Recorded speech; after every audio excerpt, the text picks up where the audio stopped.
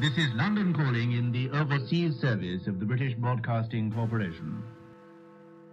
I have to tell you now that no such undertaking has been received, and that consequently this country is at war with Germany.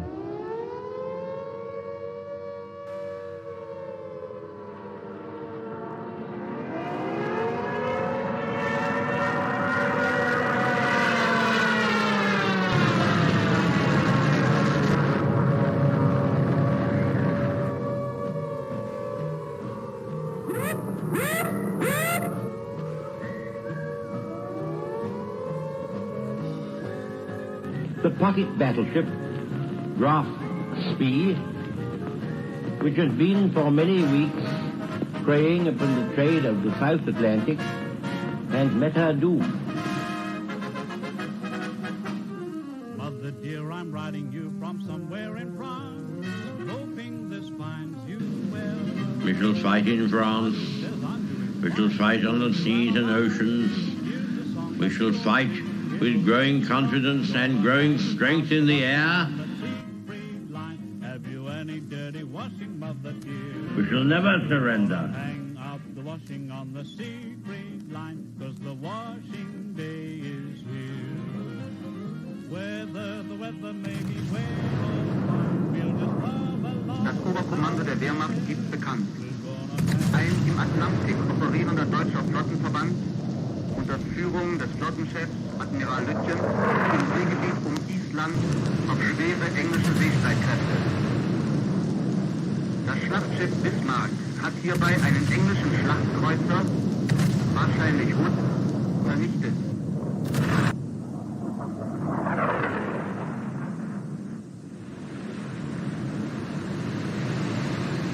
The sinking of the Bismarck was due to the cooperation of the RAF with the Navy. And Rodney, which did some pretty work with her 16-inch guns. Ah, this is not the end.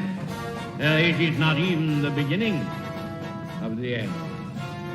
But it is perhaps the end of the beginning.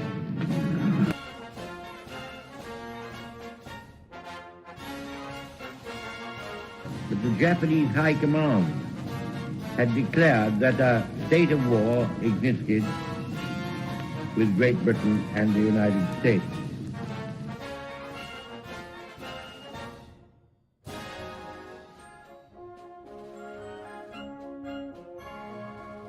The German Navy, so proudly built up by that smug strategical genius, the Führer, is slowly but surely being wiped out.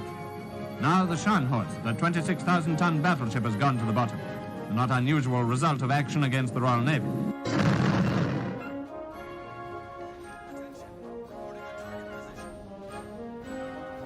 Led by a powerful British escort, the main body of the surrendered Italian fleet is transferred from Malta to Alexandria.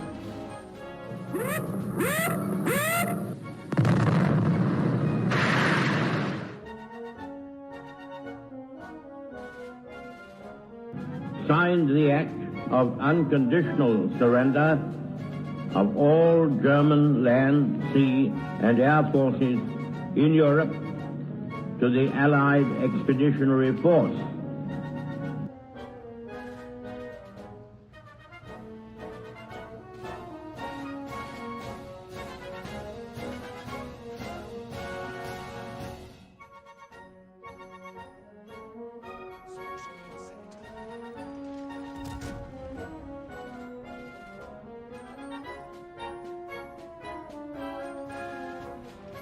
Back across the China Sea for the last large-scale surrender at Hong Kong, where today warships of the Royal Navy ride at anchor in the harbor.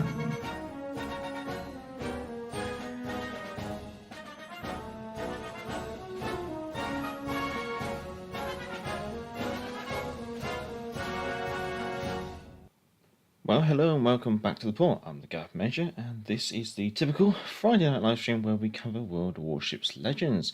And today we will be playing Season 22 of Ranked, and as you may see from the pinned comment in the live chat, we're going to be trying to do this with no pay to win. I sometimes feel that CTs can quite easily use what you might sometimes call pay-to-win content. Things like certain commanders which are available in the game only for doubloons, or certain ships which are obviously only available for doubloons, or things like that. So I thought, following a question on Wales Weekly, where someone asked basically how pay-to-win is the game, I thought, well, maybe we'll see if we can live stream the next couple of seasons of Ranked as we go up through the tiers, and we'll focus on doing as much as we can no pay-to-win content. So no premium ships, regardless how they could be earned in the game, whether that be through Global XP, previous campaigns, or purchased directly for doubloons.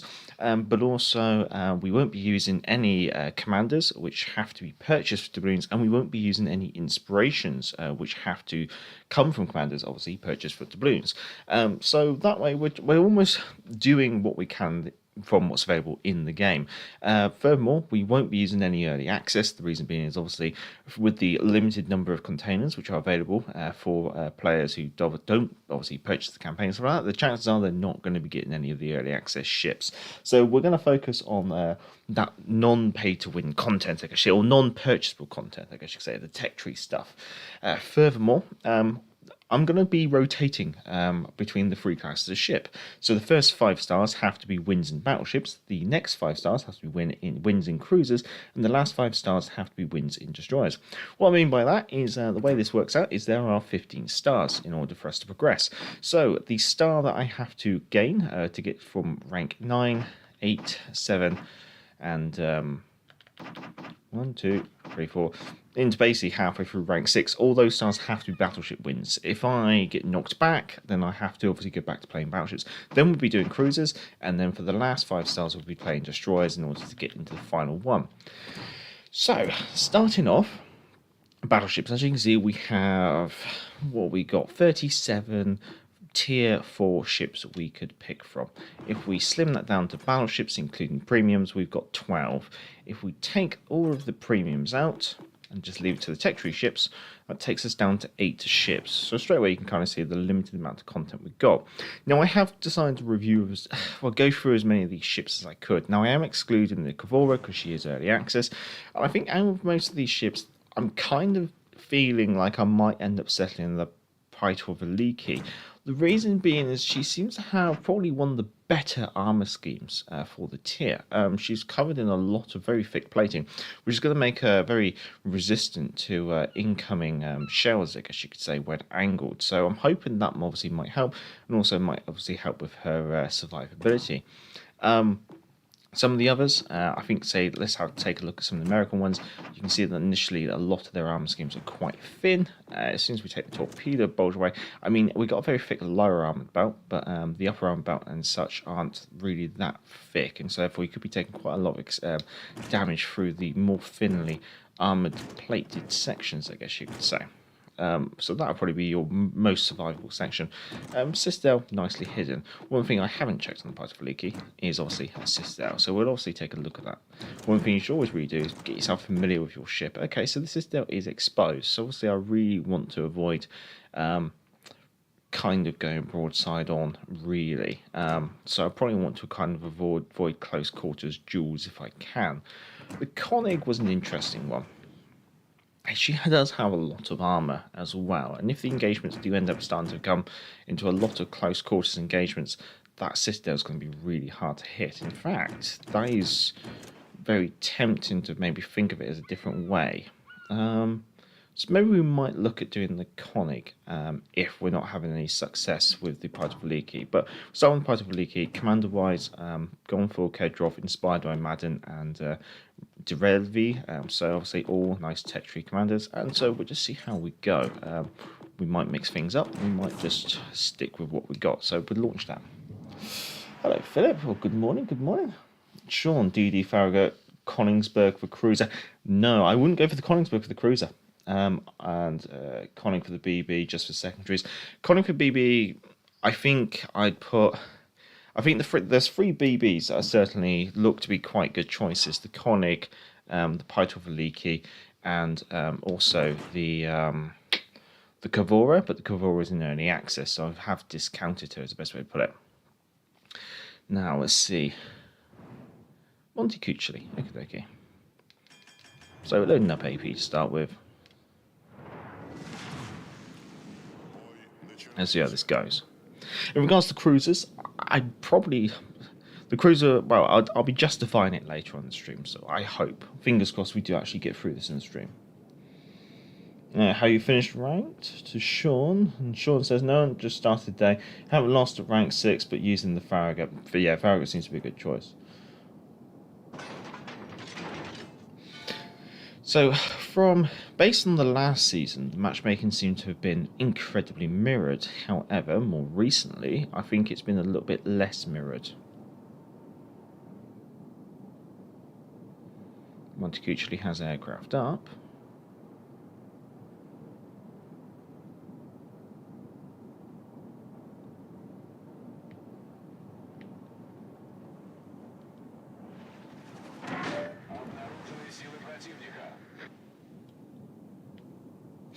This is probably one of the problems with having a smoke cruiser like that. Is that he's going to be very reliant on... I'm very tempted to actually even turn my turrets.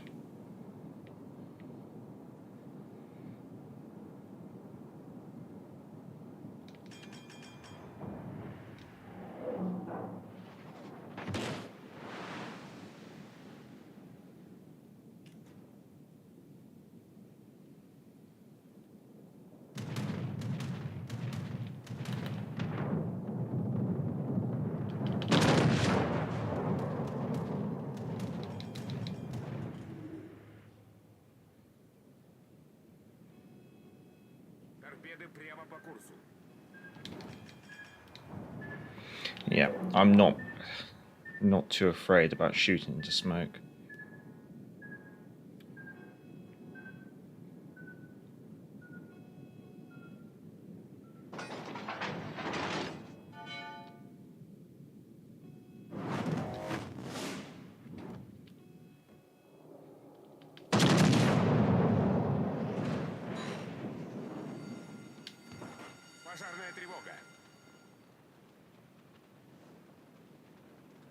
We're so close to him at the moment that I think we're just going to end up overpenning.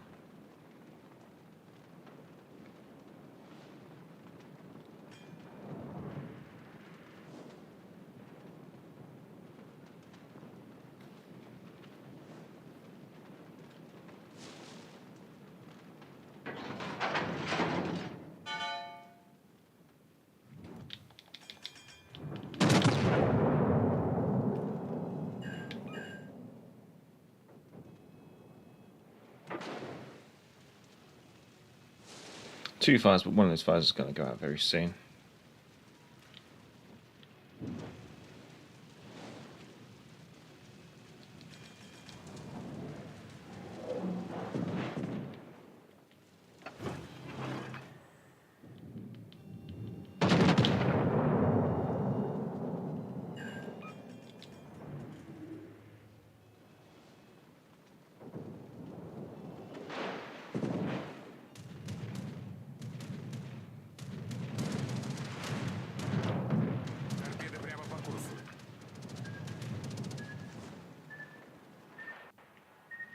He's probably swinging around to get torps out from the other side.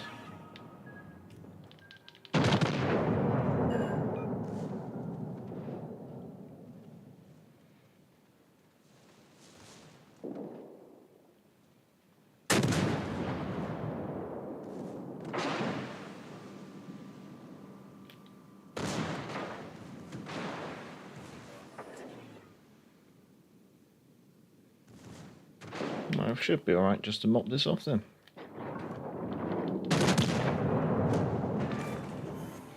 So that's the first one done. JB, merger sausage to rank 1 for me.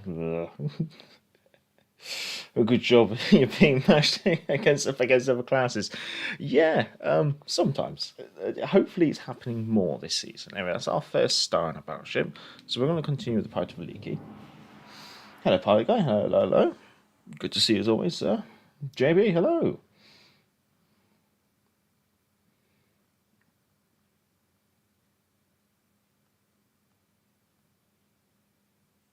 I think we're doing alright. Philip, I've been using Furutaka. Most of my matches have been against DDs and BBs. Interesting. Oh, against a battleship. A Julius Caesar.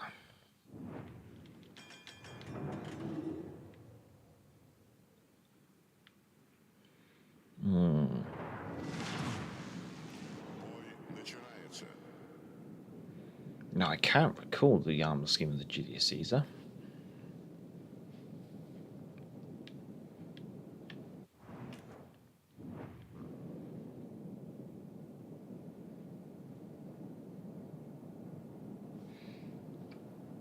Jeff, hello. I like the challenge, Major.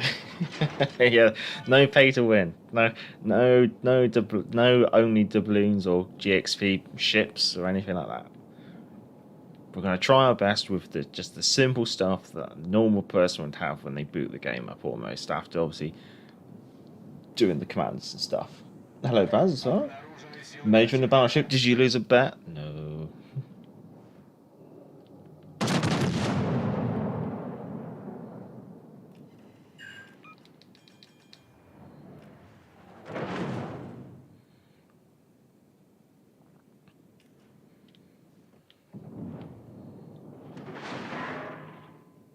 It's going to be interesting to see what the survivability of the Pyotr Velikiy is like.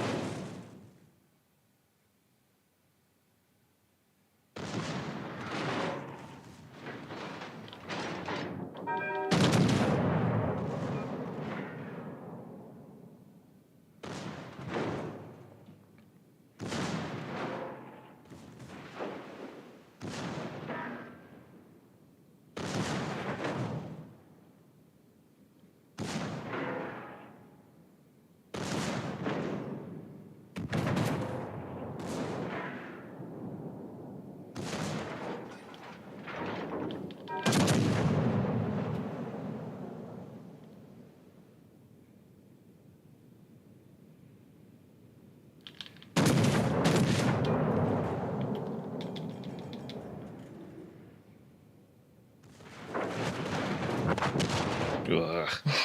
Should have rammed him.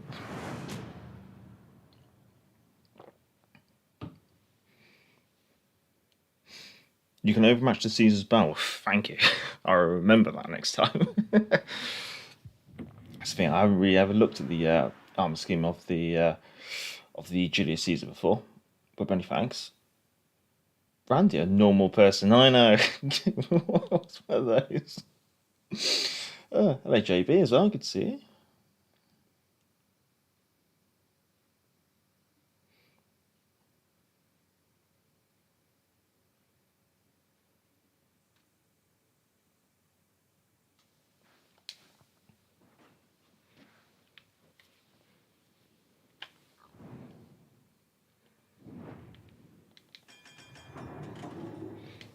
That's why it'd be nice to have the chat up against next to the TV like the old days.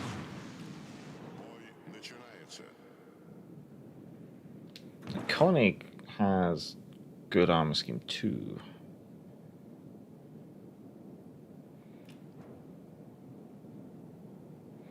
Yeah, I thought the Julius was just going to go for the ram.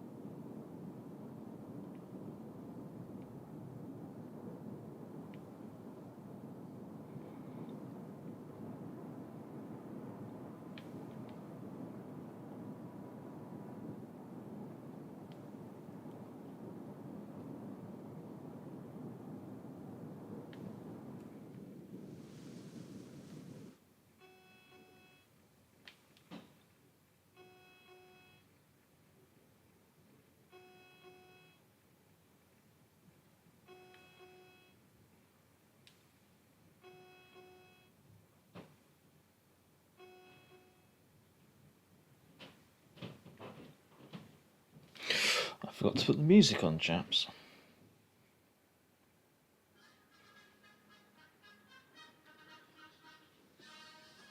There we go.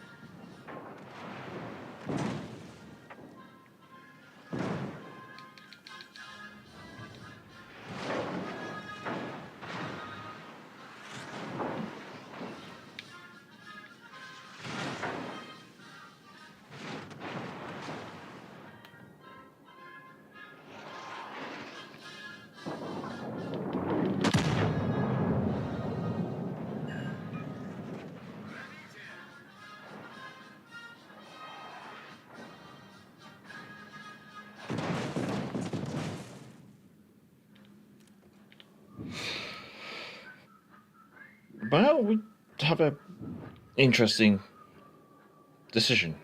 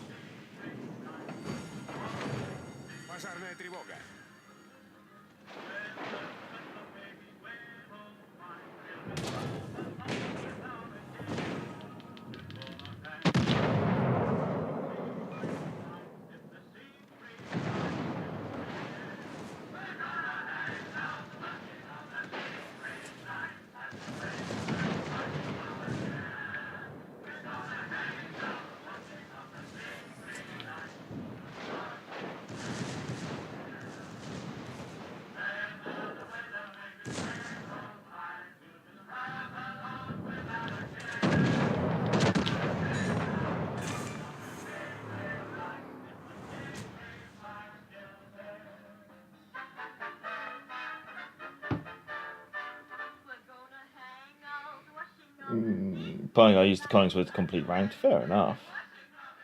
I should put a British camera on the ship, play Remember It Rams Harder. I do wonder. The thing is, with this 1v1 ranked, having a camouflage is absolutely pointless almost.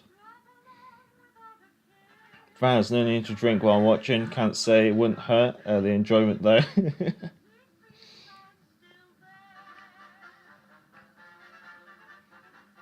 Philip, yeah, tune in. Not sure I'll be drinking whiskey though. That's what I did tomorrow's stream. Well, regarding tomorrow's stream, I mean, we'll be brief.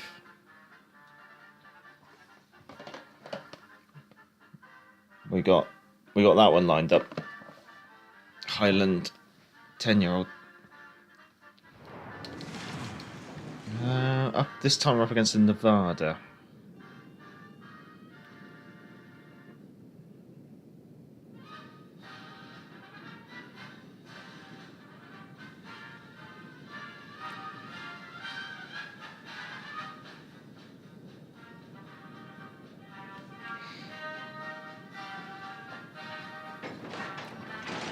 No aircraft from the Nevada. Interesting.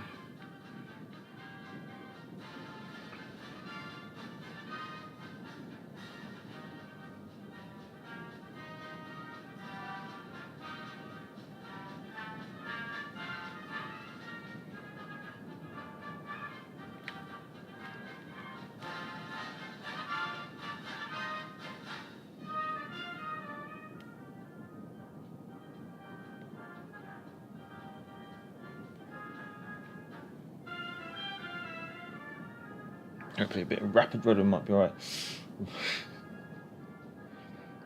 I think for attacker is going to be my choice. I do think the Furutaka is a very good all-rounder.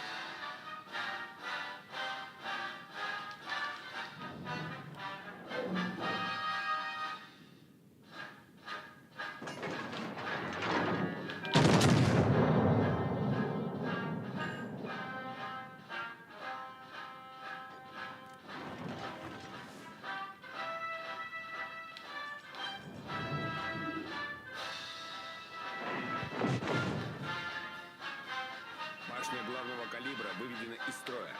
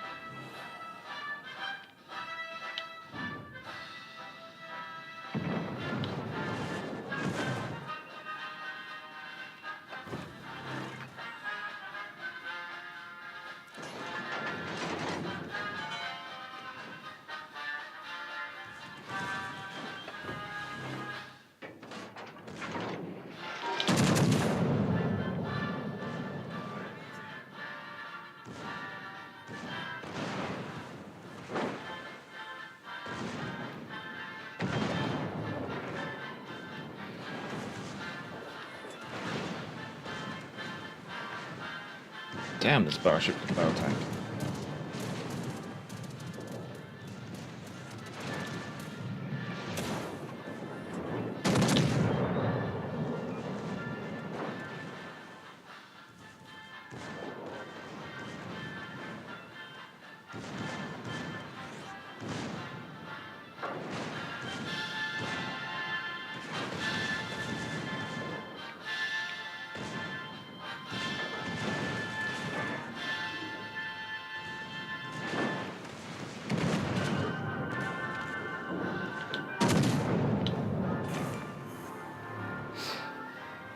Just ram, Major. You're up on points. No ramming. To Brazil you go. Well, yes. Playing a Russian ship. So that's our second battleship star.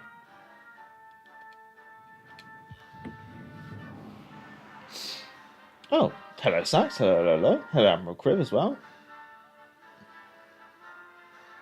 Vaz, I used Cavor for ranked last night. I intended for it just to be out of kicks, but ended up taking it all away. 15-0. Very nice, Vaz. Very nice.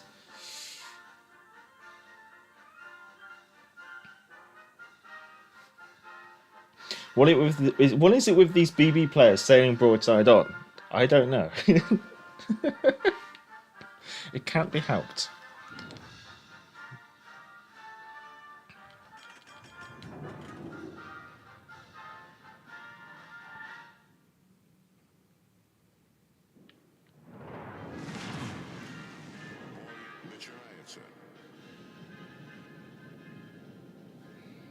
It was only when they got up nice and close to Pyotr Velikiy does it seem like she has a bit of a downfall. But if I can keep my range and keep angled, she's very tough. She's a very tough cookie.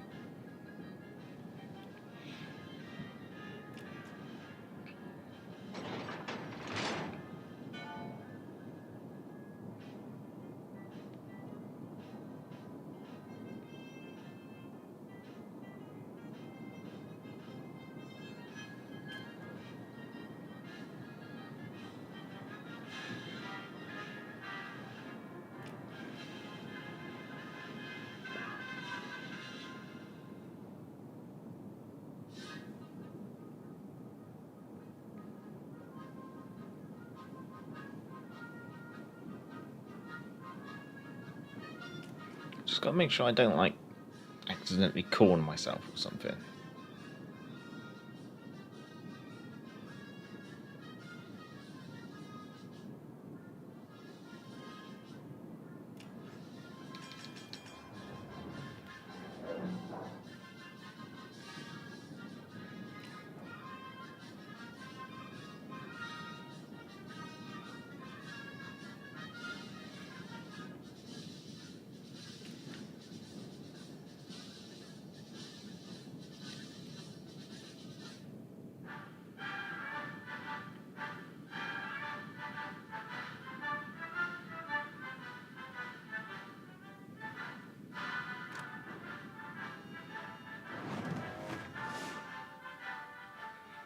I haven't a clue where he is now.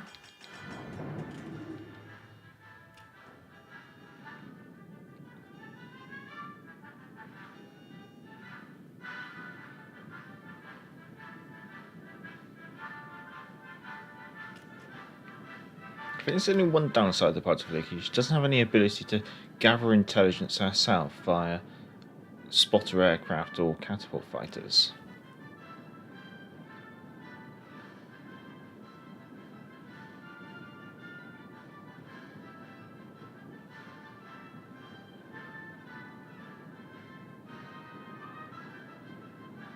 I mean, let's be honest, the Batang is not necessarily a stealthy battleship.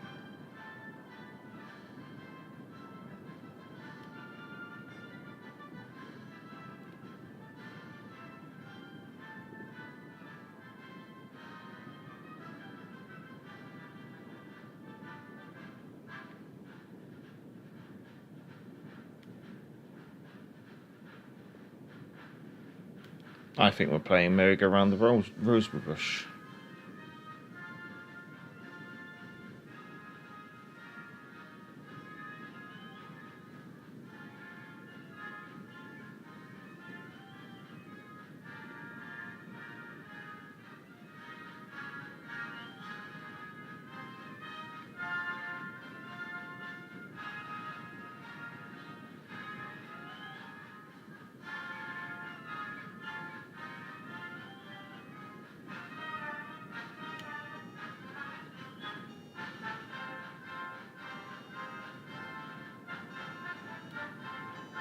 We'll be fine.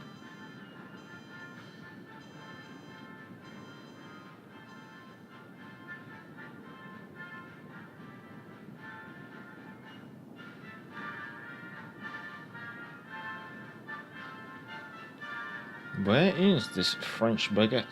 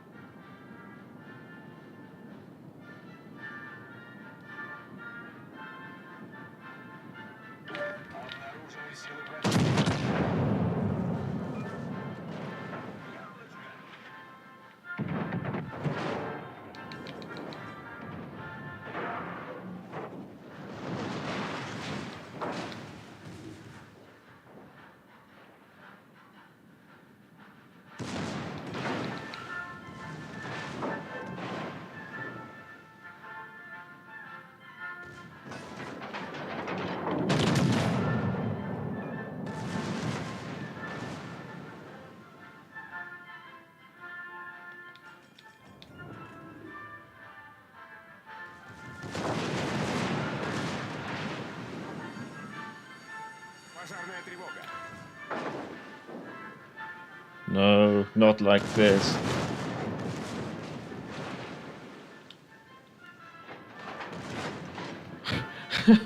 I should be dead.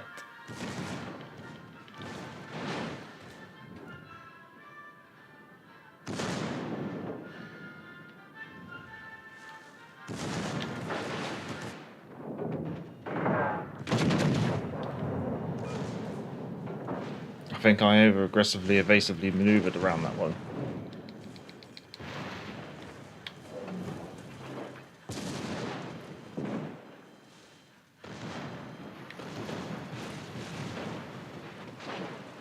I think I was a little bit too panicked, so I was going to get driven by.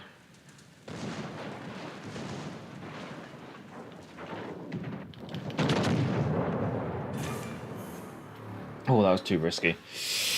Hide and seek, yeah, pretty much play hide and seek with that one.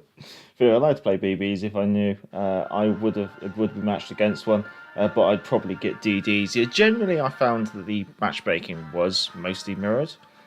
So let's see. We've done 1, 2, 3. So I've got to get these 2 in BBs, and then we can move on to playing cruisers. Sean, I took my Jaguar out for tier 4, but as soon as it hit the water, water got in and the seats got wet, she sank. I said it happened playing Legends. Oh god, Sean. Oh.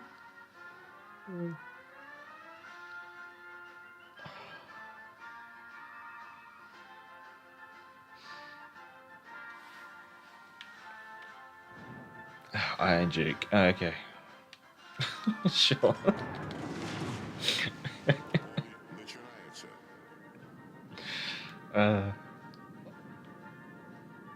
Two more games of Battleships, fingers crossed.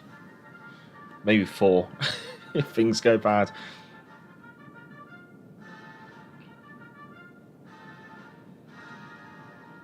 I'm trying not to go for the cap and ram. I know it's a tactic. I'm trying to avoid it, but I might be putting myself at risk by doing that.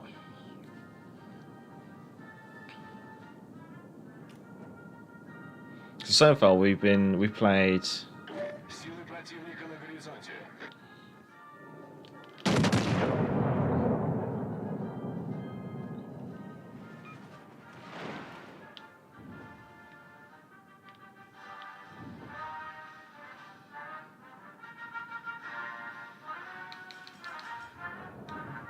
Six BB games. We've only been matched up against 1 cruiser, and the rest of them been BBs.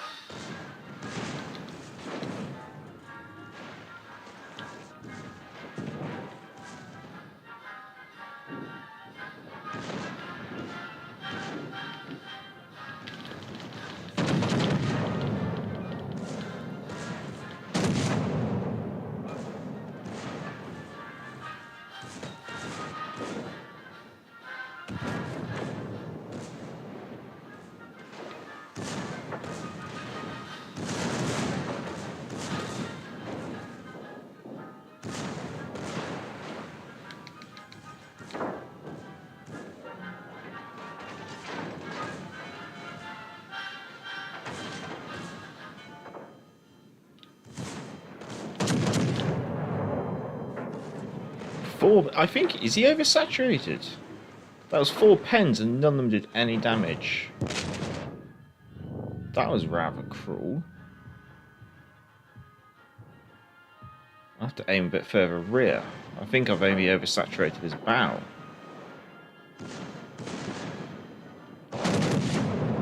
There we go. That was strange. 4 penetrating armor-piercing shell hits, 0 damage.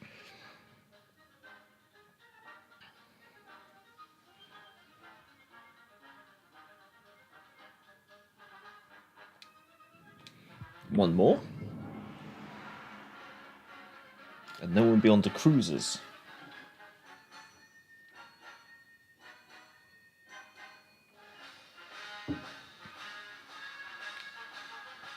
Fingers crossed.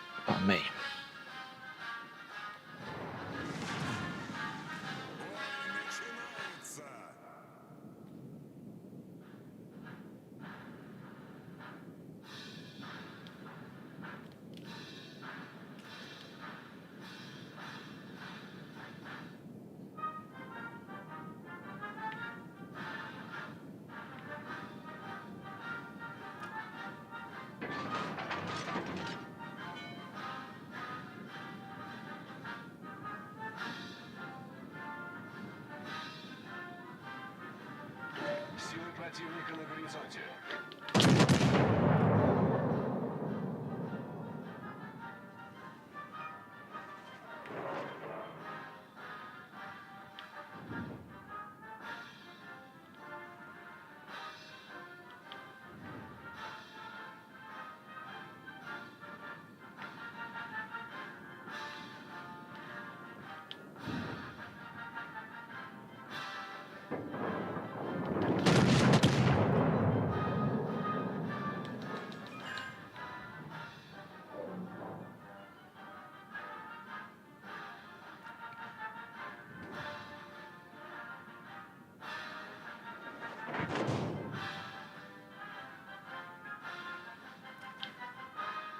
Yeah, he's committed to guns on his other side.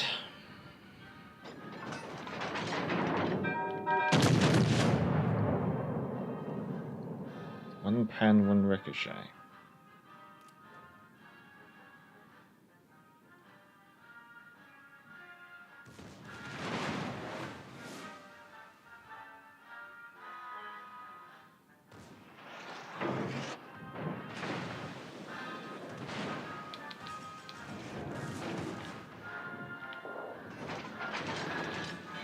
Did say we would try to not do it, didn't we?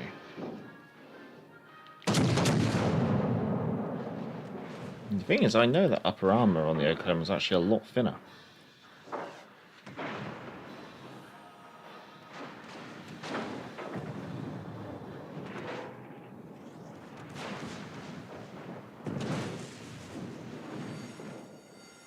Пожарная тревога.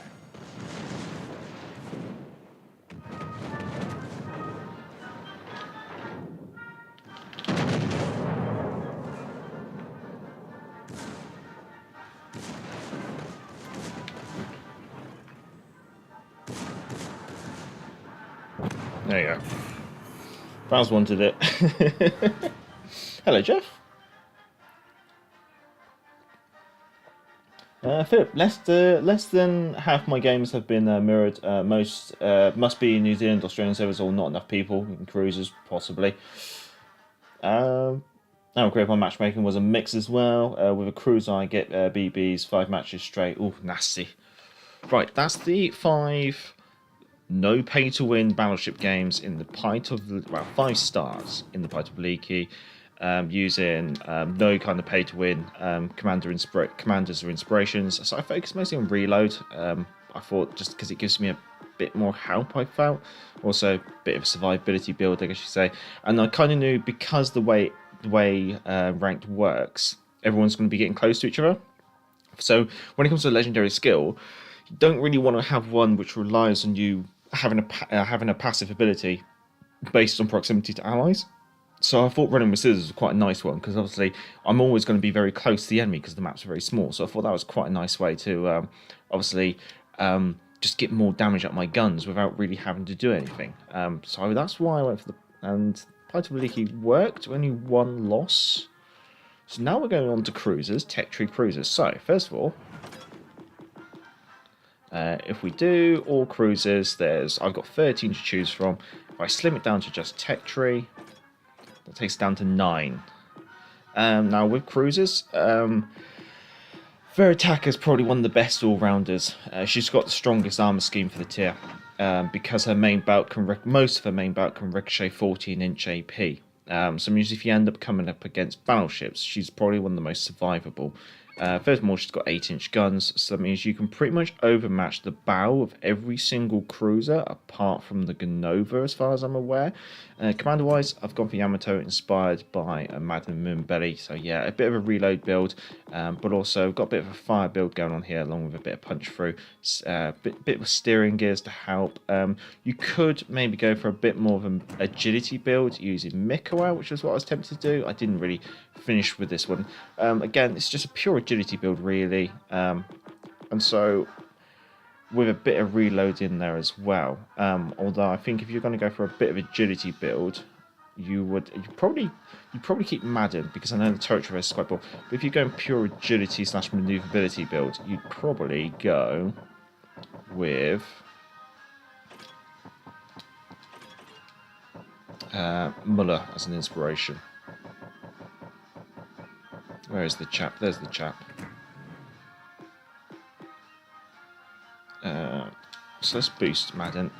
So maybe we'll do a Mikura build, and then we'll mix it up with going for a Yamato build afterwards.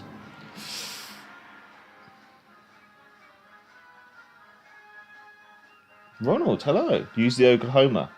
William Sims focus on turret turn speeds. The only downside I don't like about the American battleships is they do have a lot of very thin armored plating on the upper decks, and what that means is that they can get hurt pretty much guaranteed from every single volley, almost,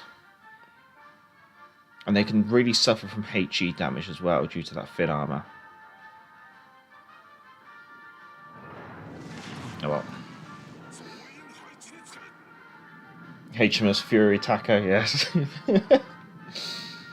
Sean, how long does it take for the Yamato battleship and the Bureau to finish?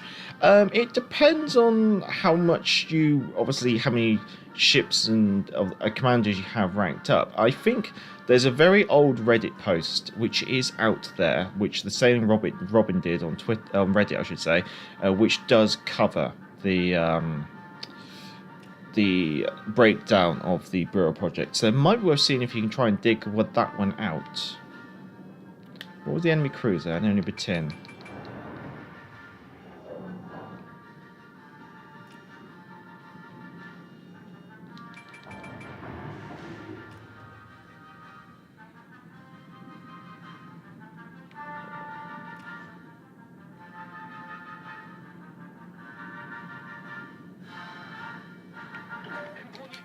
Oh, she's gone that way. Okay. Of course, she hits me in the only part of my arm scheme which isn't resistant to her armor-piercing shells.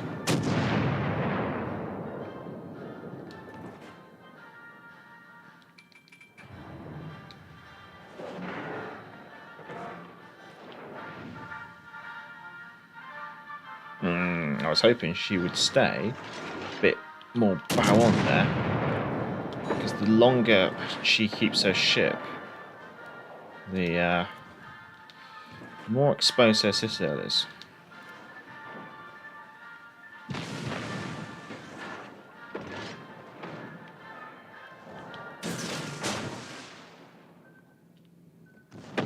So, because the armor scheme is so thin, almost have to use high explosives sometimes to damage a Furutaka, or they just sail in a straight line into your torpedoes. Okay. Well, that's one down.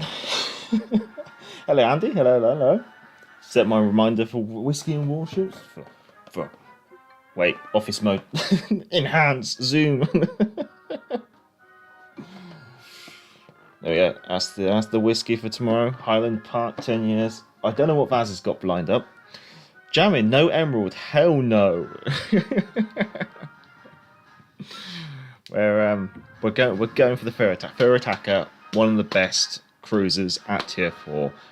Tech tree ship, so you don't have to worry about having doubloons or anything like that, and going for a tech tree commander with tech tree inspiration. So basically, we're trying to do ranked with no pay to win, based on someone asked how pay to win is World Warships, and I thought, well, as a CC, it's very easy to use those pay to win elements because we have them. That they're in our arsenal, and I sometimes feel like if you watch some CCs, you kind of get this impression that sometimes you have to have these pay to win elements to do well.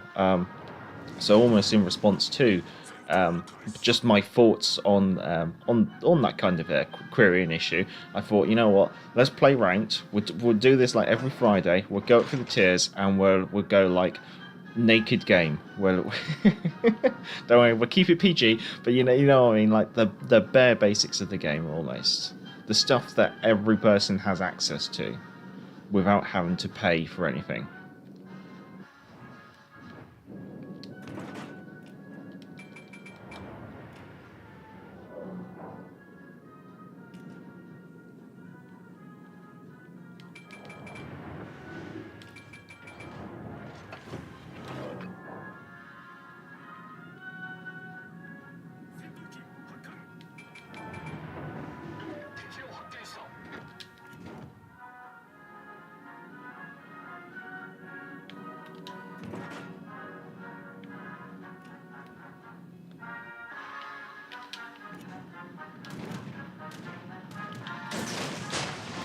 as well.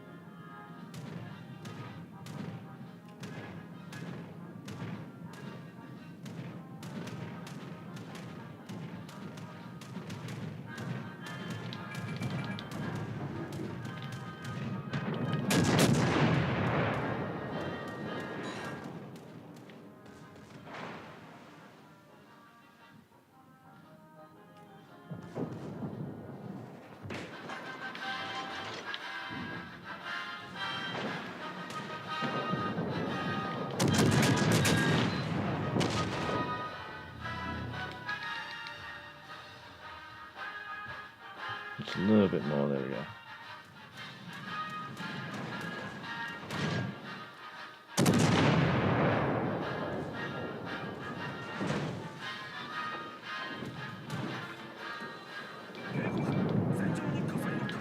Yep, that's HE.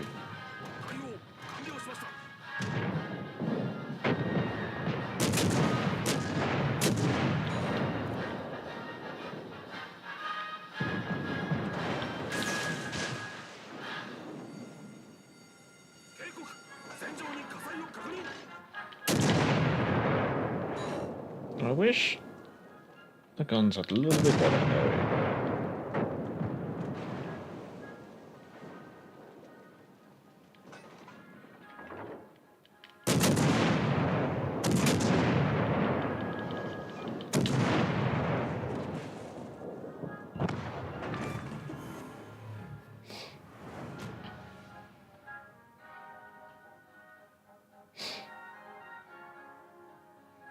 Sean, you would have to pay me to take the Omaha out.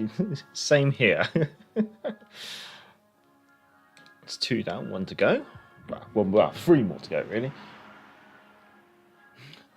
Captain Cranky, I'm disappointed you didn't Omaha it. Hell no to the Omaha. Just armor scheme that's incapable of resisting its own guns. It just scares me sometimes. Hawkins Major. Hawkins is strong in regards to armor scheme, yes. Downside of the Hawkins is that her DPM is just not that solid. In order to bring like guns on target, you have to really start getting quite broad.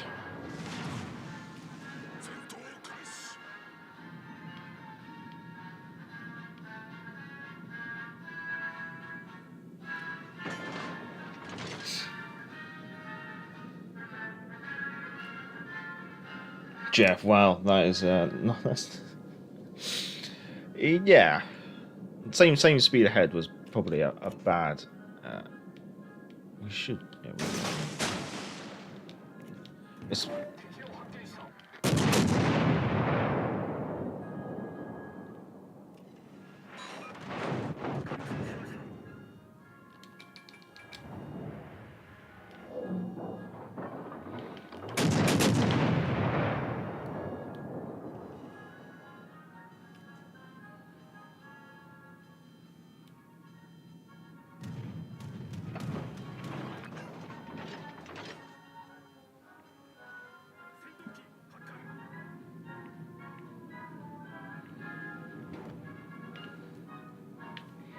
Oh, okay.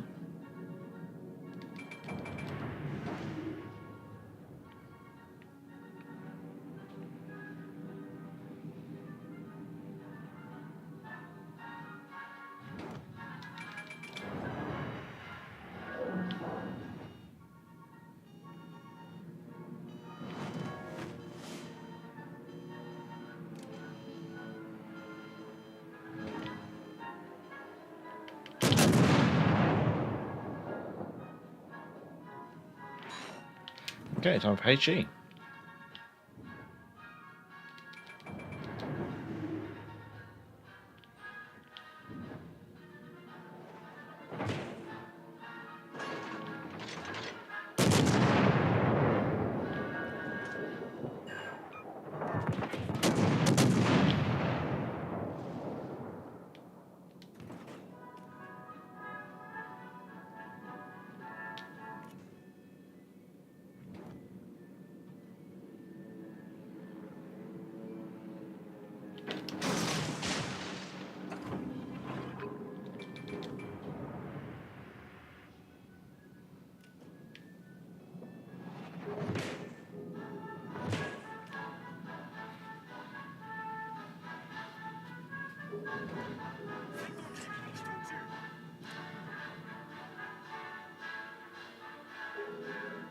Nope, I thought I had in reverse and I didn't.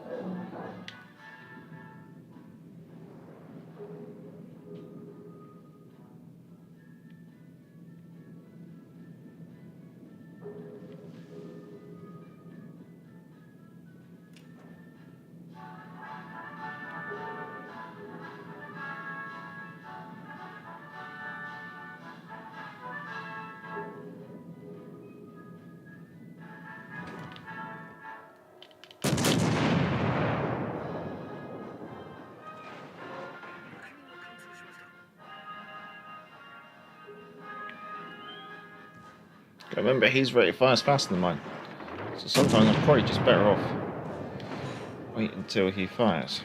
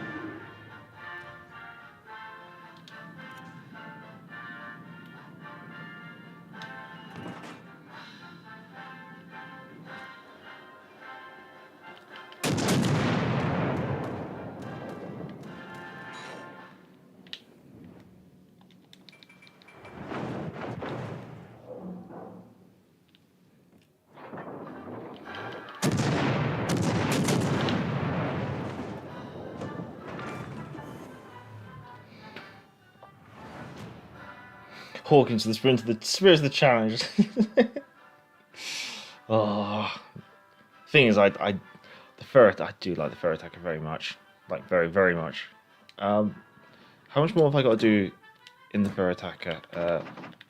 1, 2, 3, 4, 5, 6, 7, 8. 2 more. Okay.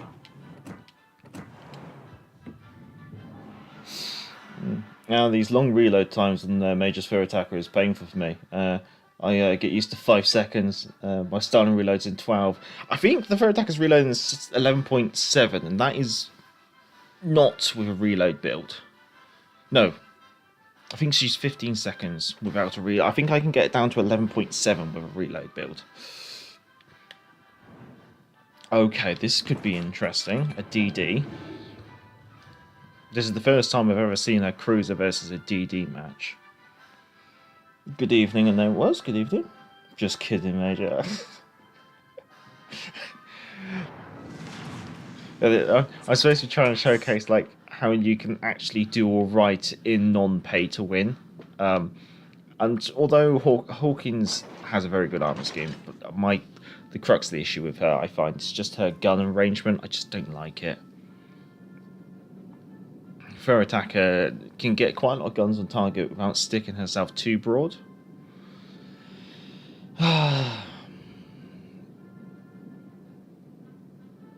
Alright, this could be slightly... Okay, he's going guns on straight away.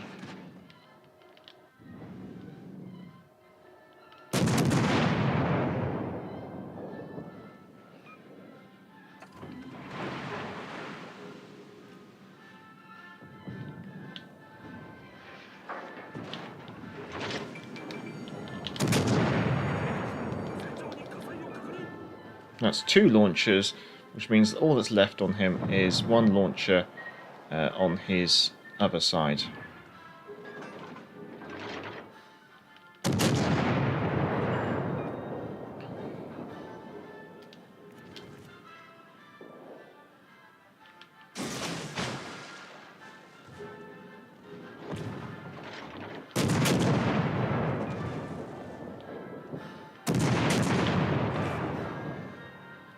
They don't make them like they used to. Hello, Randy.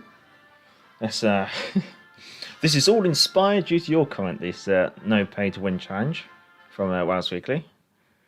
Because I wanted to see like how do I do in non-pay to win ships with non-pay to win commanders and things like that. Hence the pinned post or pinned comment in the live chat.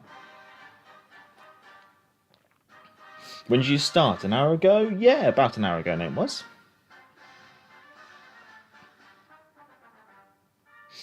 Let's get this over with, Farragut, yeah. Okay, cruiser versus cruiser, a Yahagi. Another Japanese cruiser. A premium cruiser. I think after this game, regardless of if it's a win or a loss, I am going to have to take a quick restroom break.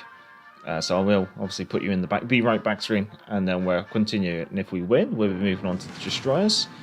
And if we lose, then we'll be playing the Furutaka again.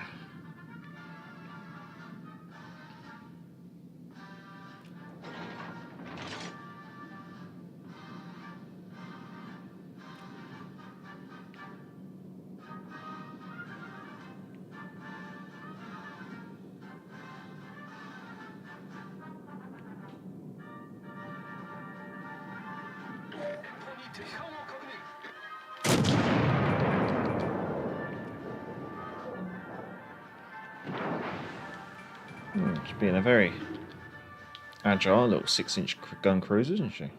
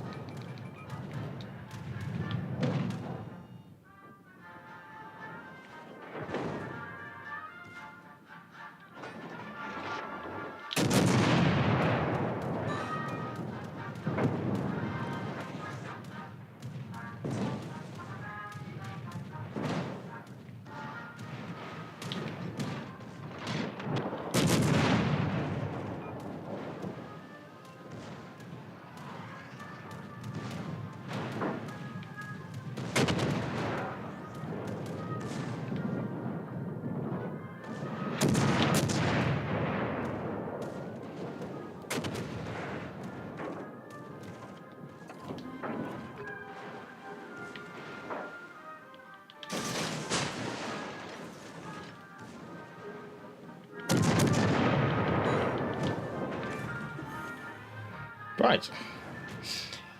How are the warships?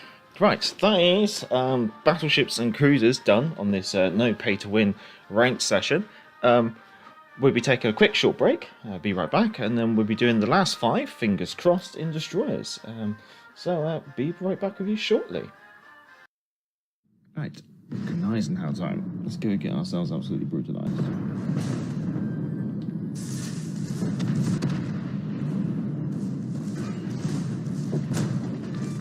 Oh boy, I got a mess coming up. Jolly good show. Come on. Maybe all she wrote. Marvellous. And we've achieved the perfect result. We have sunk a German battleship, which is everything that every Royal Navy commander wishes to do. We might. There we go, another medal. There we go. Good show. Jolly good show. Pleasure, yeah. Yeah, we'll do the grand old lady.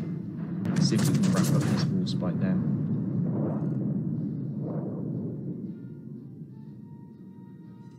There she goes.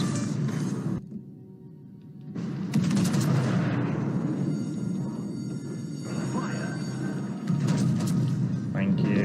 I think my shells are in the lead. We'll find out. Yes.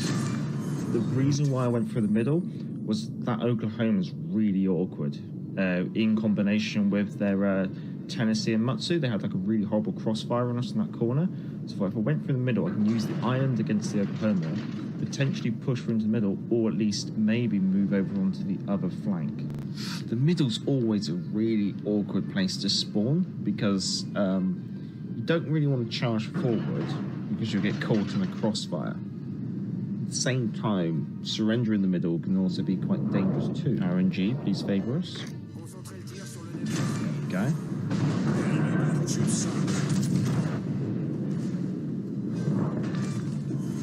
There we go. Apologies, we have returned. So, going to continue this no pay to win live stream, where we'll move on to destroyers. Now, when it came to destroyers, I kind of felt there were a couple of options, I guess you could say, because when it comes to destroyers, armor scheme doesn't really take much into account. So mostly, I'd say it's about the guns. So at tier 4, we have 12 destroyers. However, only 9 of which are tech tree. Now, there were a couple I looked at, and I'm tempted to give the Jaguar a go. The reason being is she has the 3rd highest gun DPM for a tech tree destroyer, she has the highest HP pool, and the hardest hitting torpedoes. And so I'm kind of hoping smoke's only going to be useful in this 1v1 ranked format if I want to try and break away. Concealment generally doesn't really matter too much. But we'll keep the concealment anyway, I think. And we will put a camouflage on, why not? So let's put a camouflage on, there we go. But I kind of felt like speed, HP, gun capability, and torpedo capability all together kind of like were things I was going to need. Speed probably to close distances against battleships, torpedo hit damage in order to try and wipe out battleships if I come across them, but also a good gun capability and HP in order to engage against enemy destroyers. Against cruisers, I think we're going to be relying on hopefully a mix of the gun caliber and the torpedo damage. At least that's the hope. There's no guarantee that this will go as smoothly as the cruisers and things like that. Yeah, the Farragut is obviously the first highest HE DPM, followed by the Acasta, and then the Jaguar in 3rd place. But the Jaguar does have about 4,000 HP more, so it means that she can be potentially quite tanky. It's a Matsuki, which only has 2 guns. No. Right, Matsuki's a bad choice. No, I didn't go for my commander build, so I will obviously bring it up. Randy, I went with the Jag, with Sims and Hyde. Try to get a as beefy as possible. Yeah, no, I don't blame you on that. Okay, so first of all, with the French, the turrets traverse quite slowly, so I'd always recommend Perceptive, because then that gives you that indicator. Louis de Funès does offer you quick fix, but I prefer the skills in Albion. The reason being is obviously with the French destroyers, they don't have smoke screens, obviously, and that 4th tier choice is basically you can pick smoke on the water or some other skill. Now, smoke on the water is useless because you don't have smoke screens, so it's down to like what is that other trait? What can I do there? And I kind of feel like Albion's alternative level 4 trait is better than Louis de Funès, so that's why I've gone for that. So I've gone for Albion. Inspirations wise are pretty much the standard stuff, Sims and Bay. So basically all three tech tree commanders there, and we're using a tech tree ship.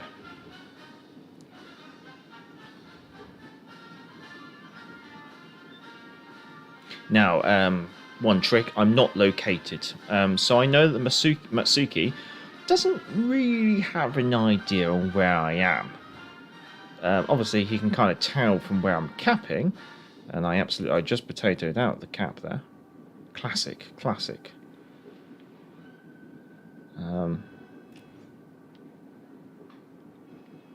just see. So I'm going to obviously keep my guns prepared.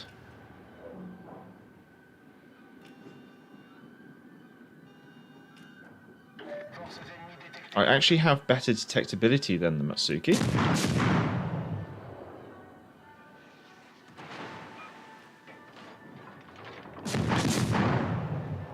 Now you can see I have about twice the amount of HP.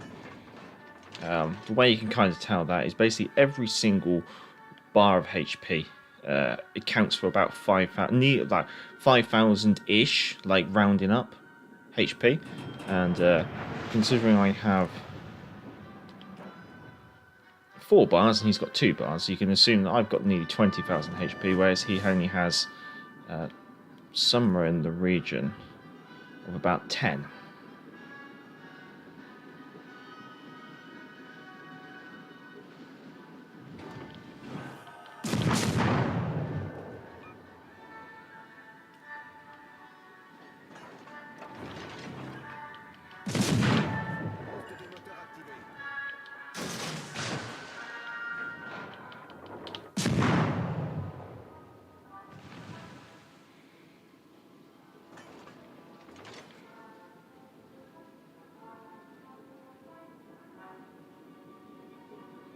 So he's smoked up.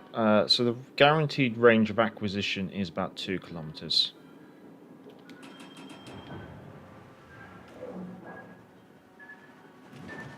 On a une brèche en dessous de la ligne de flottaison. Problème résolu, chef.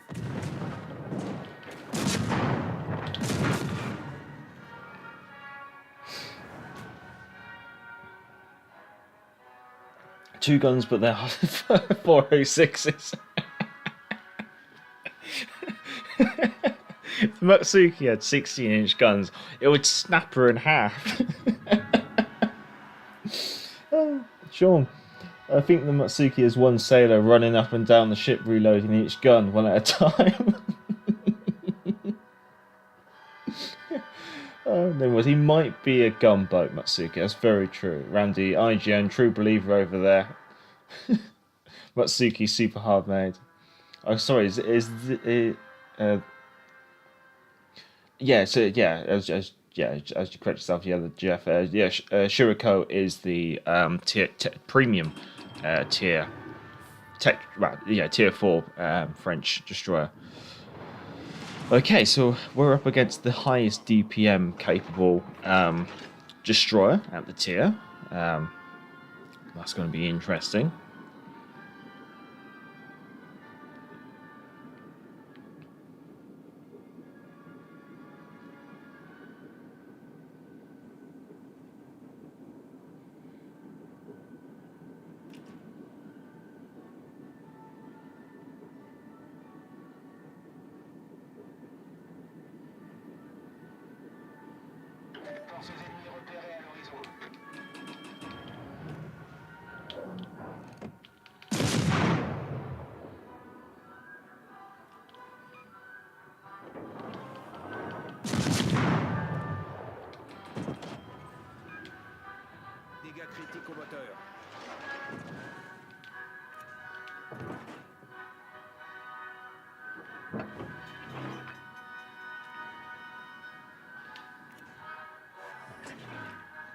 résolu, chef.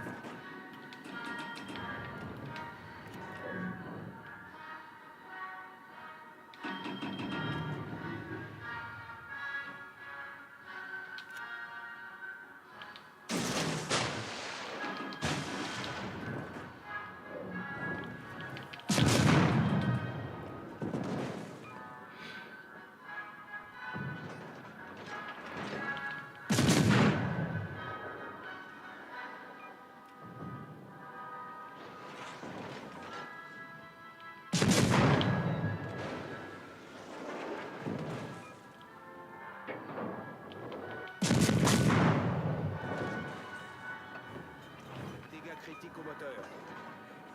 Boost des moteurs activé.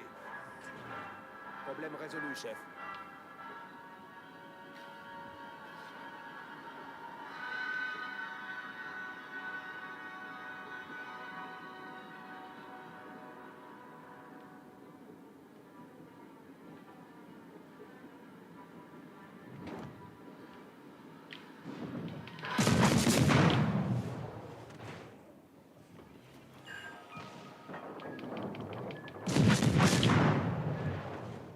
Oh, he's slowing down. Ah, I've knocked his engines out, have I?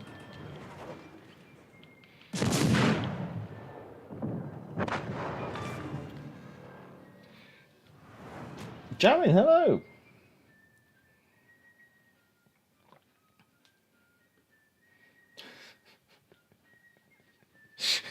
The chap has to run backwards and forwards on the Matsuki to reload the guns, also has to stop to reload the torpedoes on the way. Japanese efficiency. And steal the ship. You can never say the Japanese are not hard working. Oh god, just the one-man destroyer. I'm agree. If I was that sailor, I would just commit Haraki halfway, and the captain can sort out the problems. Okhotnik. Okay, this could be awkward because obviously the Okhotnik is just that fictional Russian destroyer covered in guns stacked so close together that the concussion would actually kill the crew.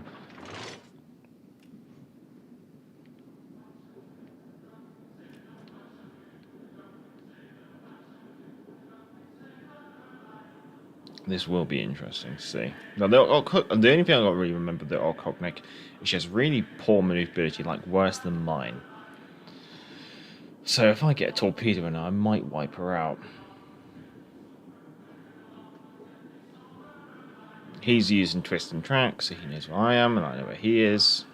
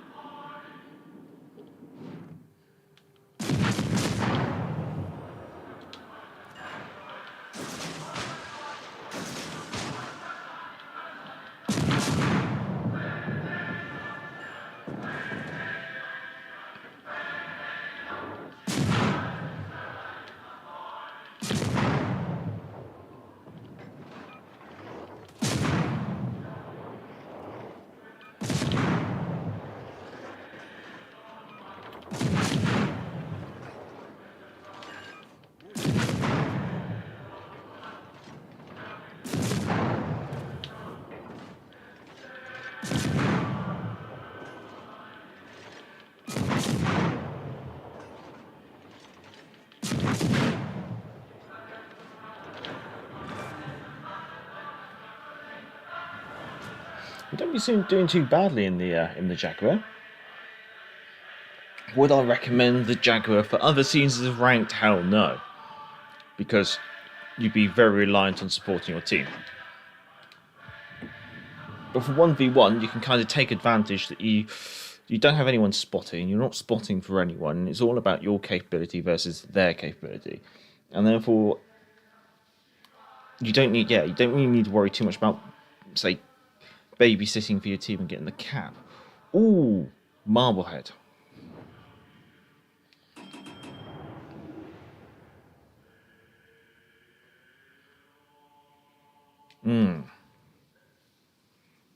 This is going to be interesting.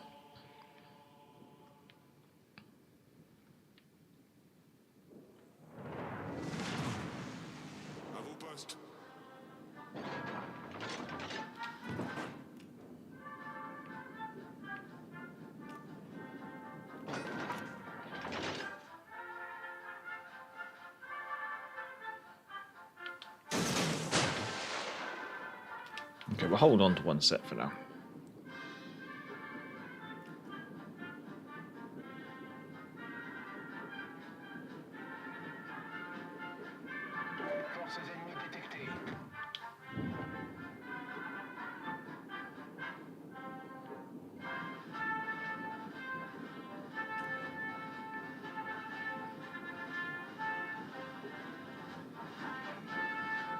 AP the hell out of it. That's what I'm thinking. Yeah, AP loaded.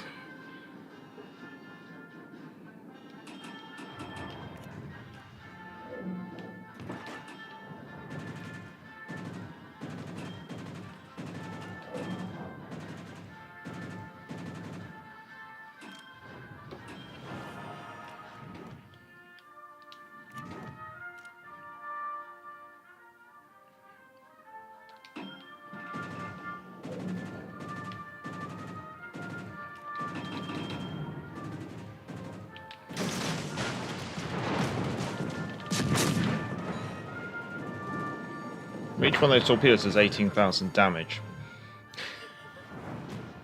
Oh!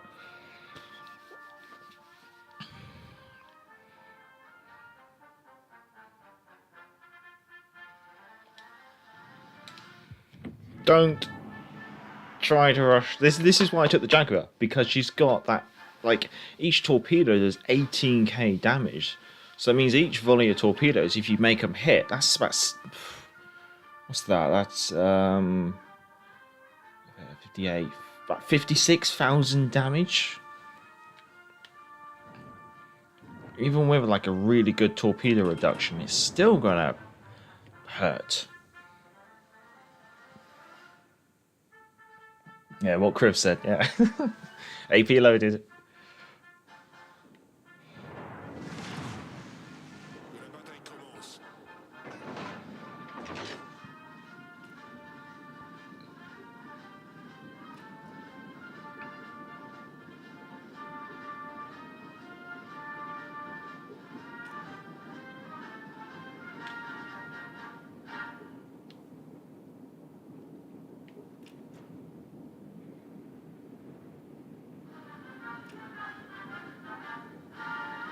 Yeah, this one feels like it's going to be a different kettle of fish, but we'll see.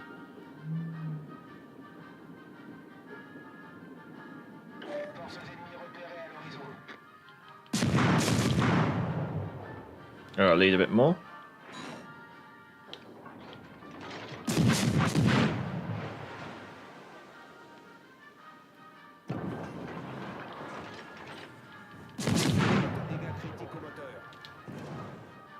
I think.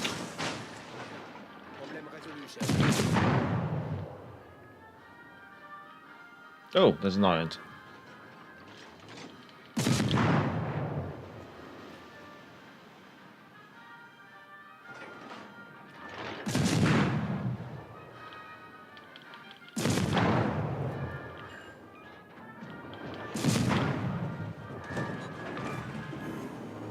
There we go. That is ranked over.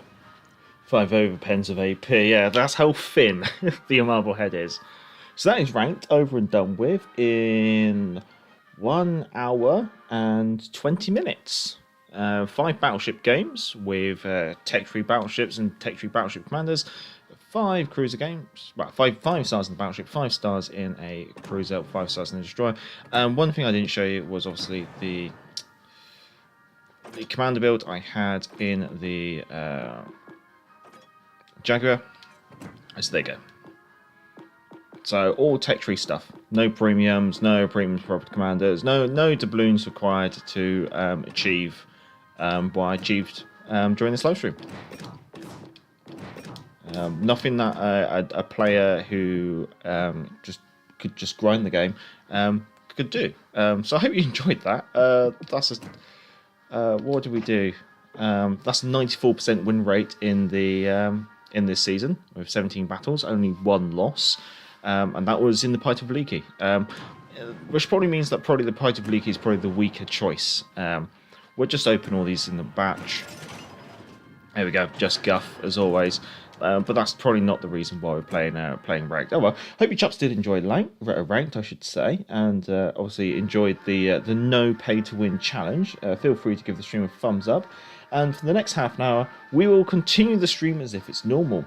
Warships for Life says he's up for a couple of games. It will literally be a couple of games. So chaps, shout out a couple of ships in the chat, and then we'll see if we can oblige. And Warships, I'll drop you a invite.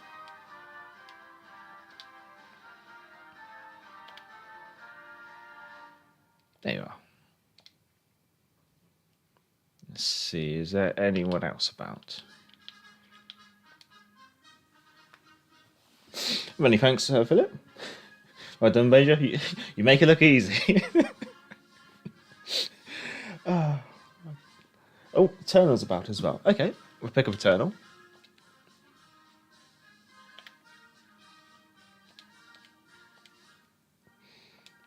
Let's see. Well, if there's no requests, then you know where we're going. We're gonna go for the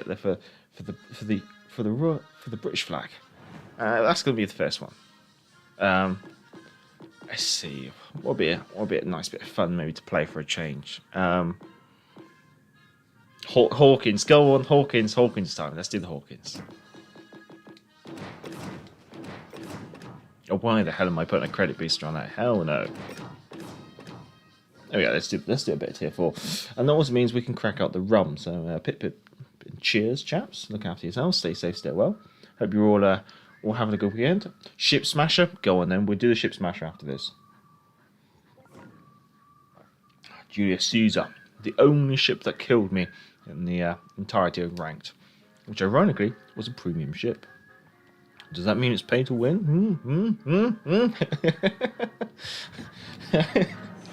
Omaha. Philip. Oh, Philip, you're being mean. The Omaha, the floating citadel box. Gadjah Mada. Ooh, we've got an interesting selection there now.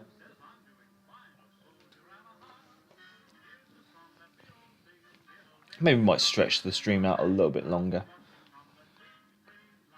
We've done ranked, so certainly could do with knocking back a couple of rums and enjoying our evening. See, Hawkins. Tier 5 and 4 game. Matsuki, Fushin Division, Izuchi New York Division, Emerald Nevada, Queen Elizabeth, and a Ranger.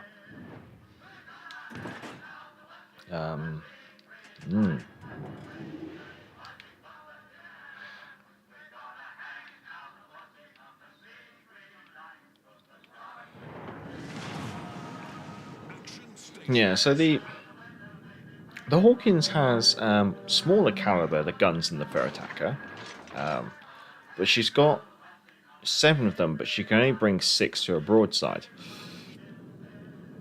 And the thing is, with the Furutaka, you can bring 6 guns onto target, probably about, I want to say about this angle. Whereas with the Hawkins, you only get 4 guns. And in order to get more guns on target, 6, you have to really go broad. And that is rather detrimental almost to the Hawkins.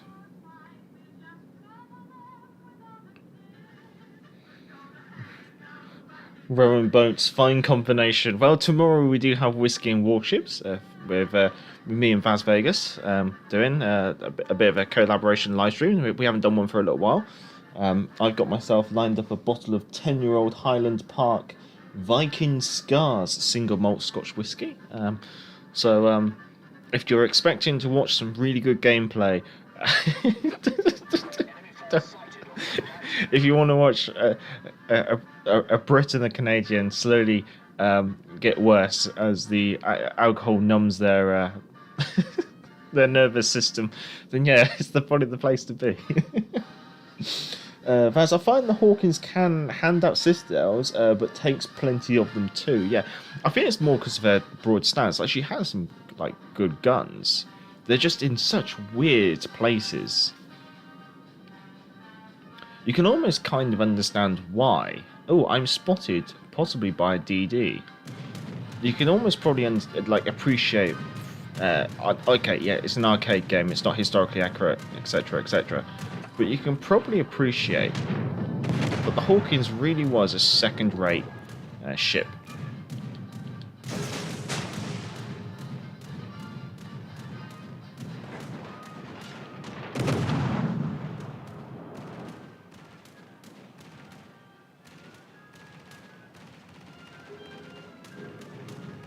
We've got 2 DDs here.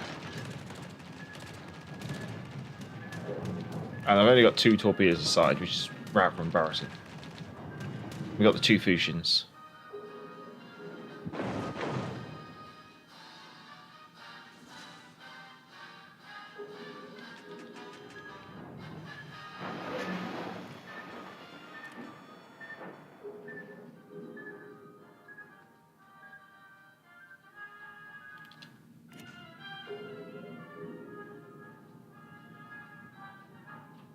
Now we've got a friendly guidey pushing in here, which is actually quite advantageous. I hope, he says. Let's have a look. It does look to be a mostly upgraded guidey. Which would then mean that he has sonar, I would hope.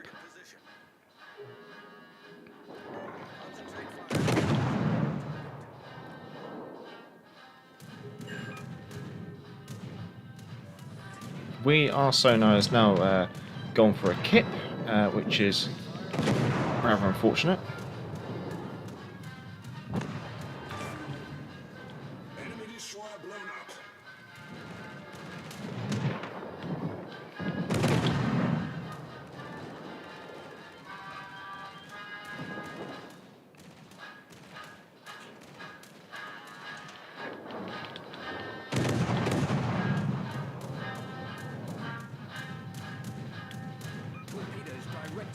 Oh. Just the one torpedo, actually.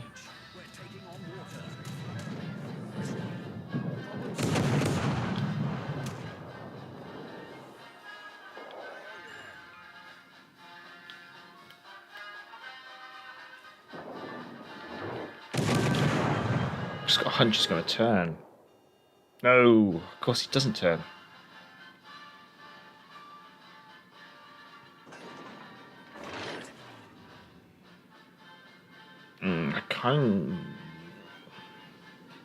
Yeah, I'm gonna have to keep pushing with Eternal here and just back him up. Set a course for the base.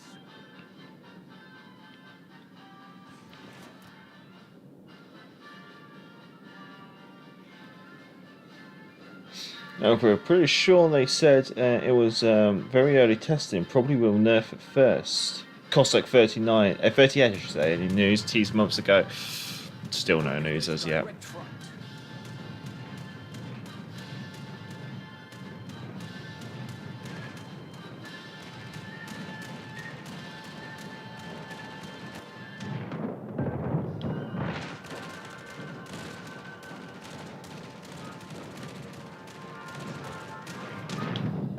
Sonar on.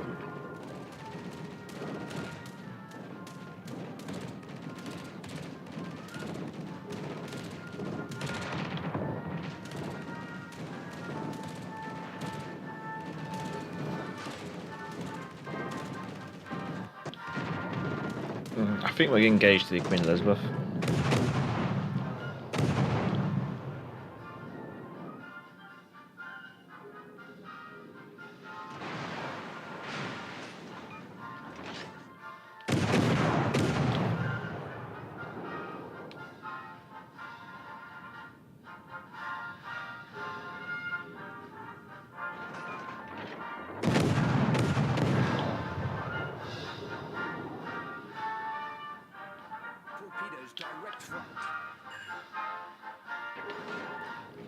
That's not really direct front, I'll have to be completely honest. That is.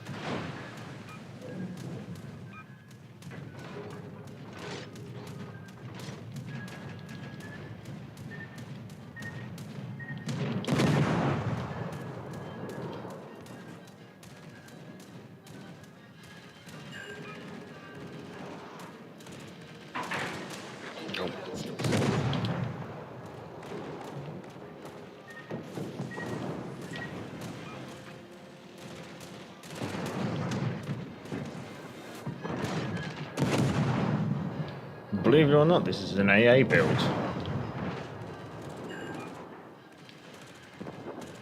We're going to eat more torpedoes, I think.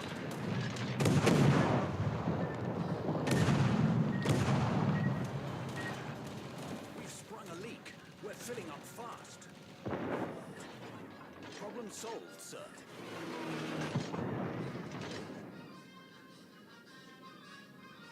What is that carrier? Ranger, isn't it? Incredibly focused on HE bombs.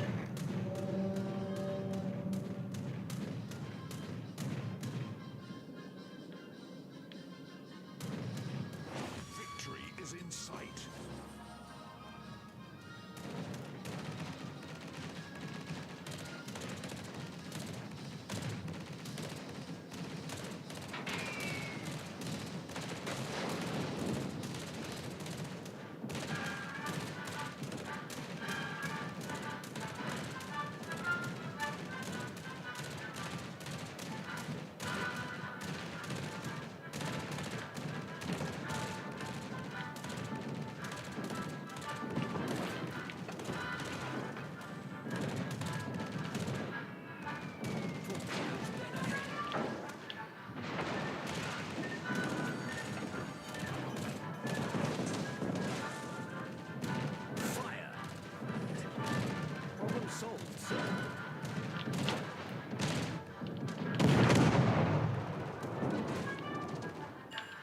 Concentrate fire on the designated target.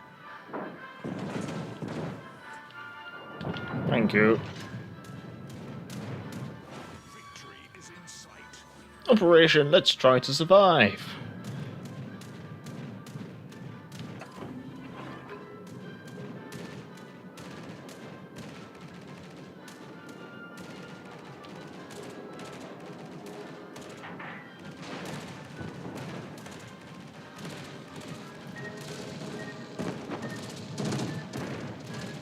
Let's clear the skies.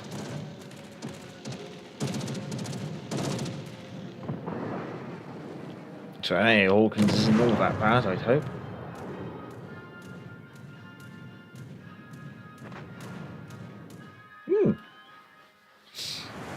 Luke Nukem, hello, hello, hello, and ahoy.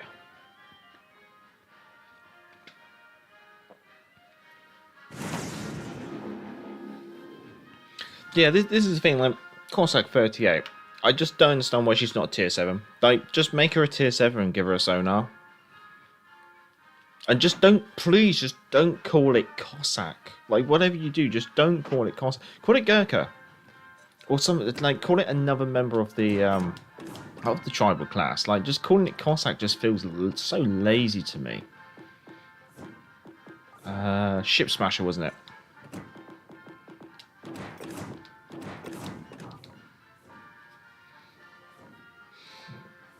Oh, and then the Omaha, then the Gadjah Mada.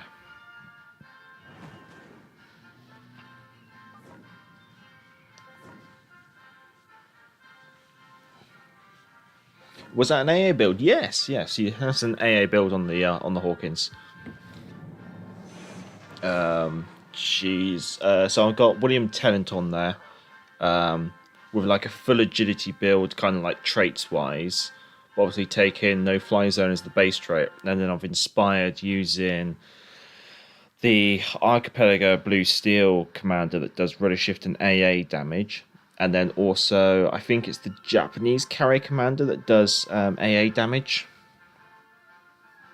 So I've got like AA damage, cruiser AA damage, and then like more damage and range, and then I've taken like AA guns as a module.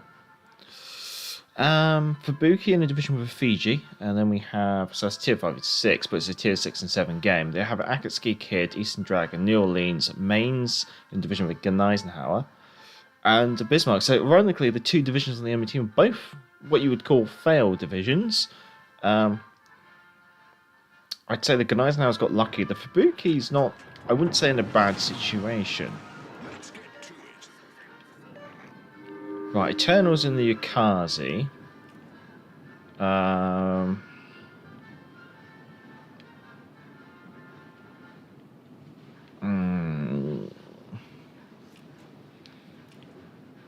Like, part of me feels like I should maybe like support Eternal, but another part of me is like, well, I always get miffed when teams send their 2 DDs to the same cap, so I'm tempted maybe to go for the Alpha cap. At least that way we're splitting we're not putting all our eggs in one basket, would be the best way to put it. Jeff, Hawkins showed herself well. Thanks for playing her, Major. Oh, no worries, Jeff. Although there are ships that I don't like, I'll always give them a go, unless it's legendary tier. Because legendary tier is just an absolute shower. Okay, Eastern Dragon. We know there's DD here at least. Fubuki, Akatsuki, Kid. I just don't want to see the Kid really. Fubuki's in division with Fiji, but I'm not seeing the Fiji. Spotted. It's an Akatsuki.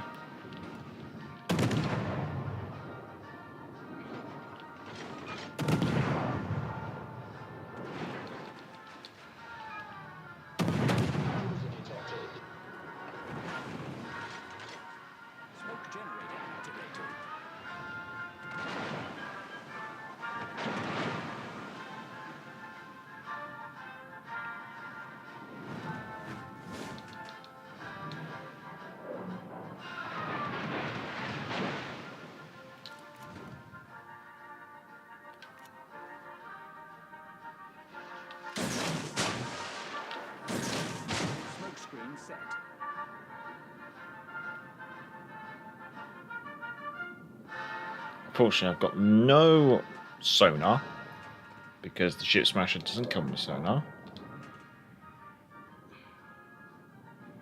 And to add further problems,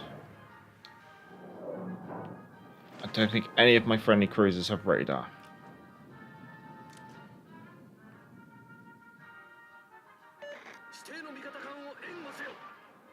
And what would you like me to do?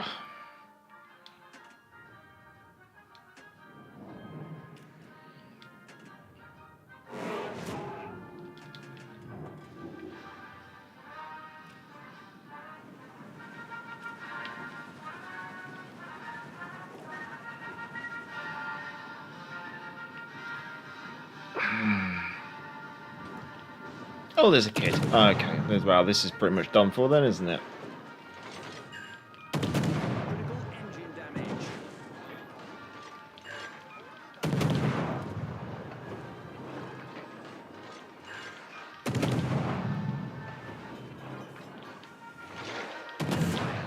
Akatsuki as well.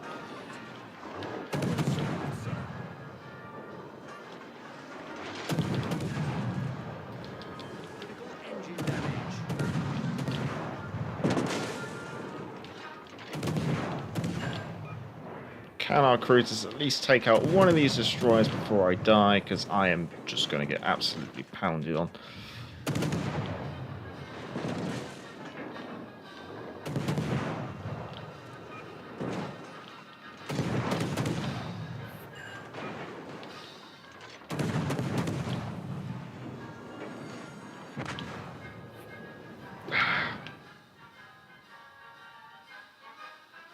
Ooh.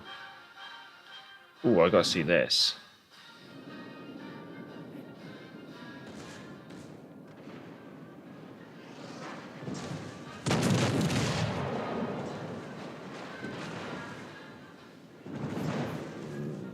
That's the Akatsuki on his... That'd be the Kid on his port side. What are people's thoughts on tier 5 ships ranked? Haven't yet given it any thought as yet. Battleship-wise, I think, like, obviously I'm going to try and do it from a tech tree point of view only, as much as possible. Battleship-wise, I think Queen Elizabeth could be quite an interesting choice. Reason I say that is because we're going to see a double kill from... I don't think that'll be a kill. I think that'll just be a very, very hurt Gneisenhower. What's going to be happening over here? This might be a kill. Unfortunately not. Right, Eternal.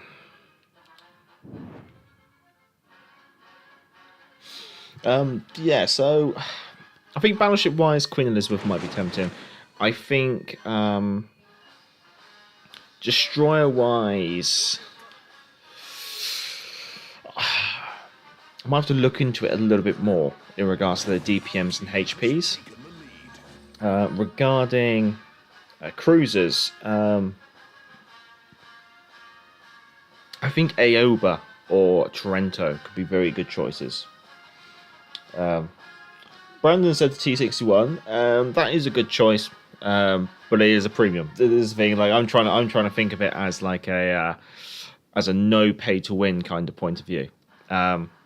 So destroyers wise, Icarus and Guidey, probably because they're sonar.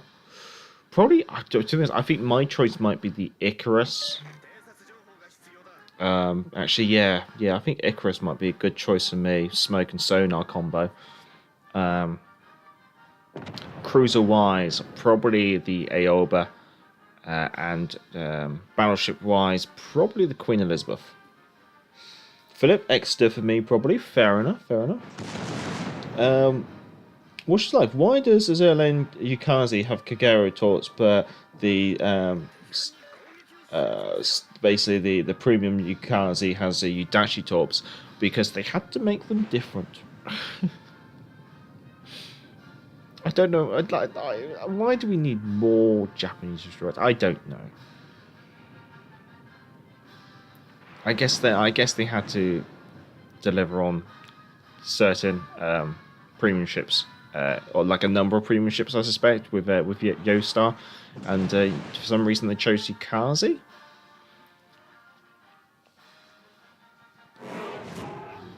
I would love to know what happens behind the scenes with these kind of negotiations they do with these collaborations. Ginevra will be a tough DD at tier 5. Oh yes, she will. Very good DPM. This is the thing, if you want to go like pure DPM wise, the Mahan and the Podovsky. No, is it Podovsky? No, Genevi. Podovsky is tier 4. The Genevi are going to be very good like DPM choices. Let's go in. Let's have a look. Jump aboard the Bismarck.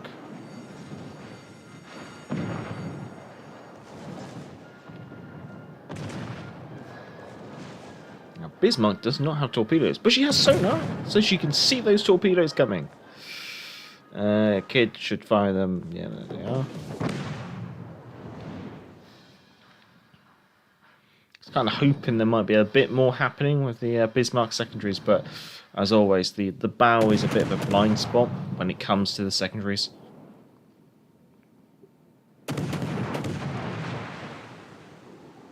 Now, the rate of fire on the Azerlan Yukazi is improved in comparison to the standard premium, so it does make her a bit more gunny.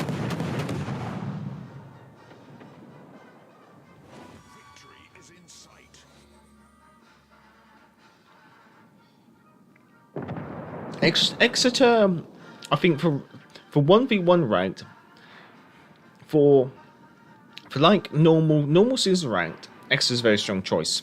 If you've got good spotting and teamwork and so on.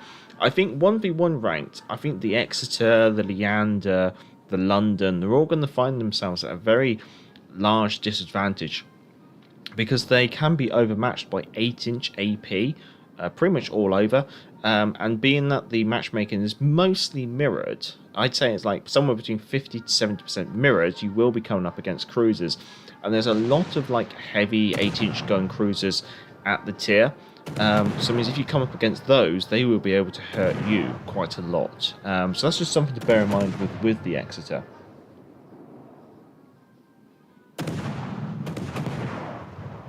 The kid's gone, so it's just the New Orleans left. Oh, should be over and done with soon. And then, what the? Someone requested something awful, didn't they? Philip recommended the Omaha. No, but we'll do it anyway.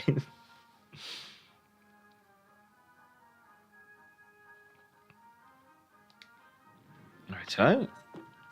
Actually, we didn't. Sorry, we didn't even. Wrong one. Not that one. Social. We didn't even look at the end battle there. Okay, third. That's not too bad. So, Omaha time. Grass Bay. We'll see what we got time for.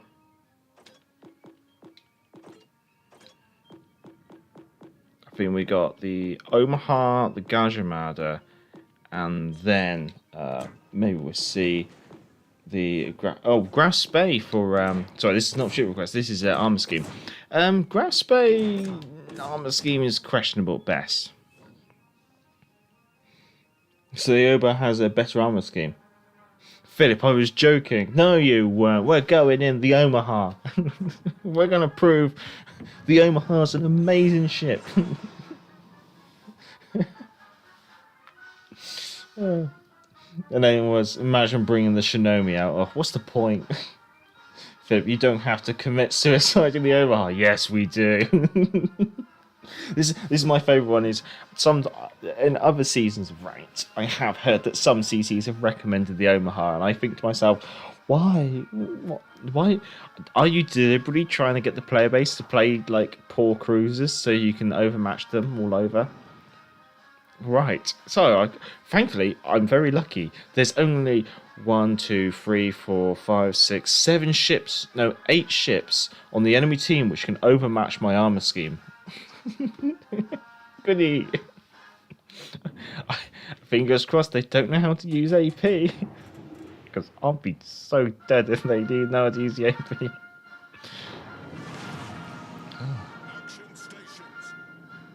Wish me luck, chaps. I'm going to need it. Yeah, I think Grass Bay for ranks.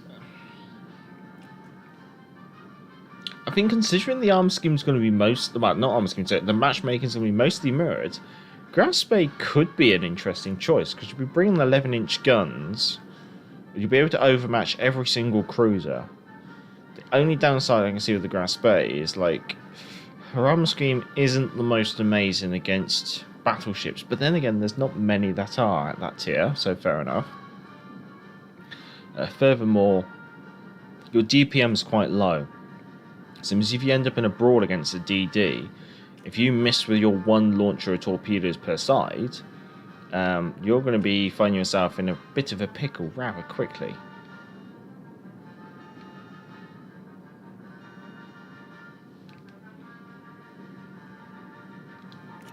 Oh my god, the torpedoes are horrendous.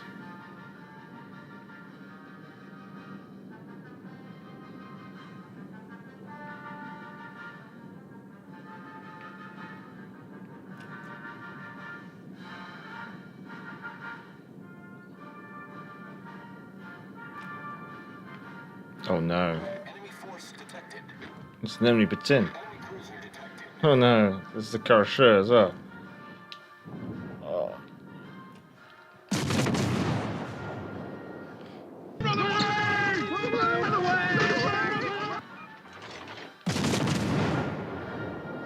Don't panic! Don't panic! Oh, another cruiser. Don't panic, you're alright. Right, we will try AP. Oh yes.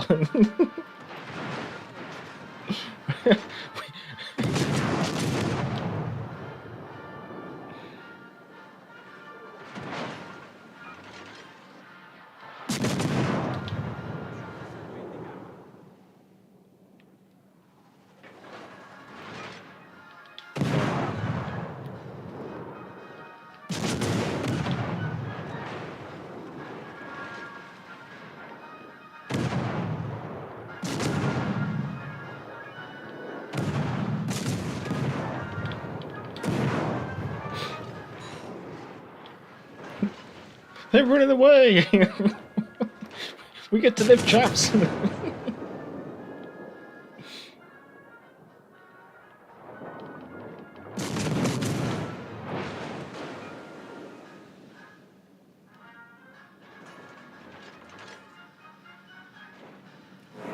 Oh, fate has smiled upon us on this day.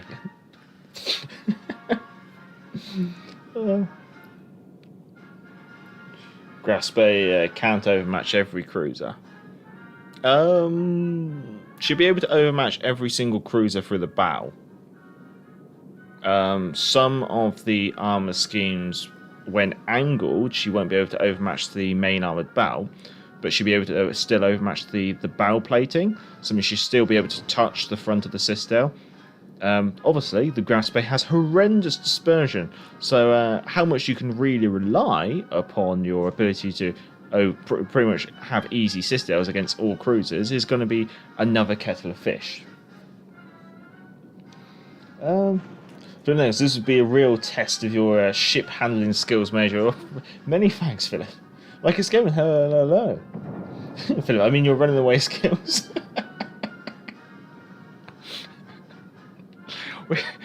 We didn't run away. We tactically retreated with style.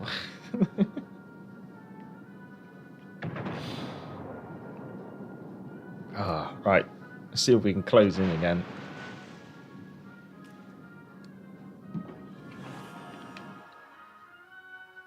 Yeah, I should be able to pass around the rear of the tunnel.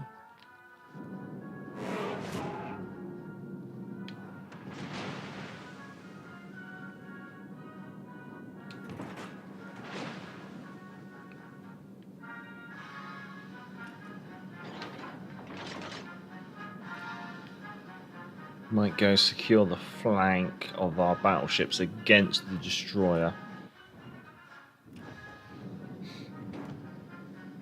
Oh, New Mexico. Oh no.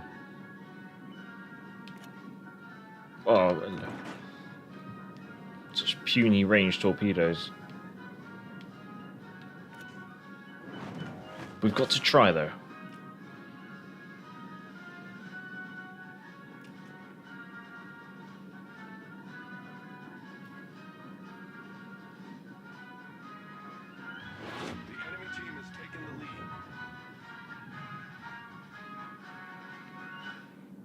He's oh.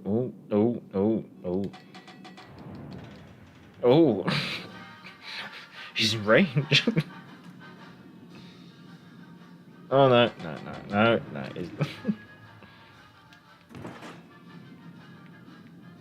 Let's launch our aircraft.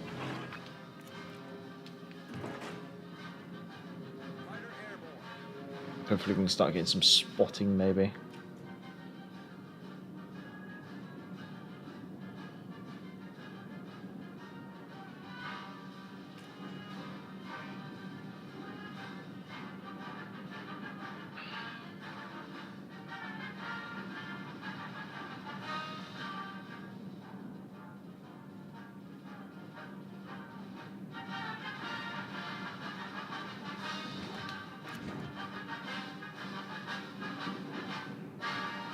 Come on, we would like to live.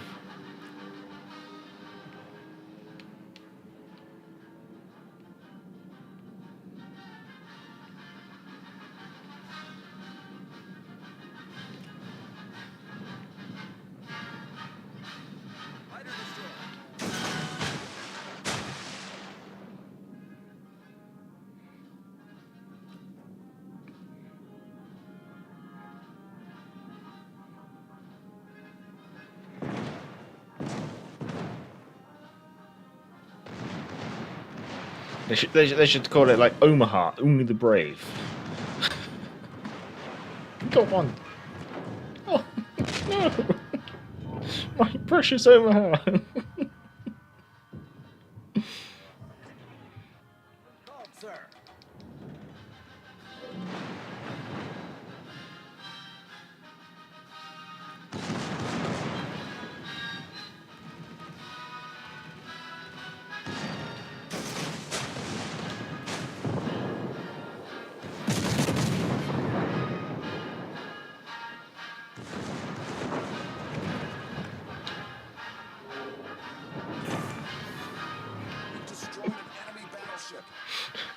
Oh.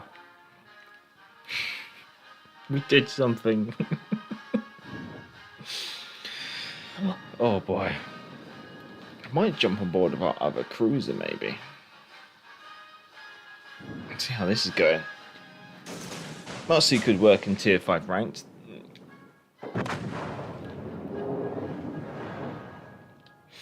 Yeah, Matsu, 6-inch guns, horrendous dispersion, but you do have torpedoes, but you have to go broadside on to use those torpedoes. But then again, most of the games you're going to be getting in and close. Maybe.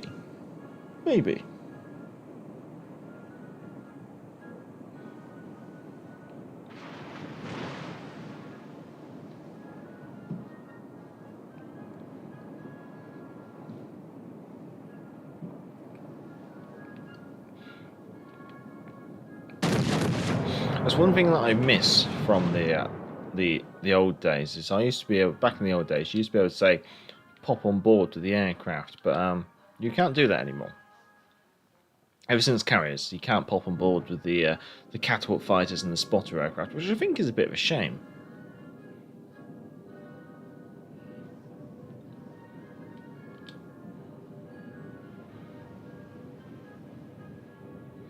So the new Tier 4 Italian battleship looks quite pretty. The arm scheme looks to be very tanky as well. That's one thing I noted. I think if the Cavora wasn't in early access this patch, it'd be a good pick for 1v1 ranked, because she does have a very good armor scheme, very good gun angles as well. Ooh, enemy guide spotted.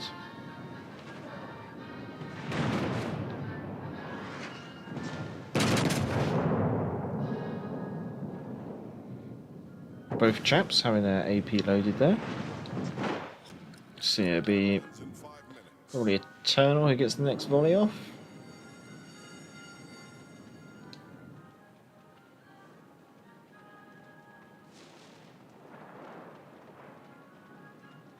I think Eternal's lining up now. Ooh, Warships getting the volley up first though. Followed by Eternal, who's taken the time to switch to high explosives with that one.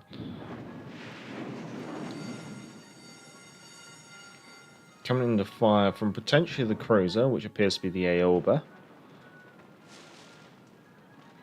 Eternal seems to be running well to rebuild, hence his proximity to warships and his constant amount of HP. I'll show if we jump on board. You can see he's gaining HP, but those deep water torpedoes threading the needle. Don't think warships are going to be so lucky though.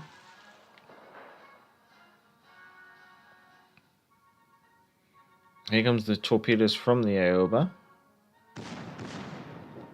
And there goes Eternal, unfortunately. Those long lance torpedoes from the Aoba doing a lot of damage.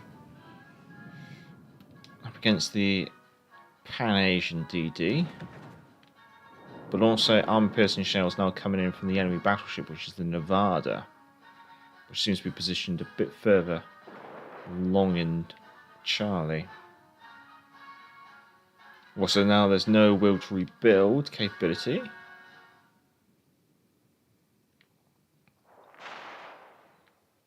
So this is going to be interesting. Vaz, I can attest the Cavora being a solid in ranked. Yes, no, I'm quite... she looked quite good. I haven't even played her yet, but just by taking a look at it, her armor scheme did look very capable. Philip, impressive 58k in the Omaha. Never been seen before. Oh, floating citadel at your service. Okay. I was planning on ending the stream about now, but we do have like one more request, which is the Gadjah Mada. So we'll get that lined up and we'll launch that. Let's see, Gadjah Mada.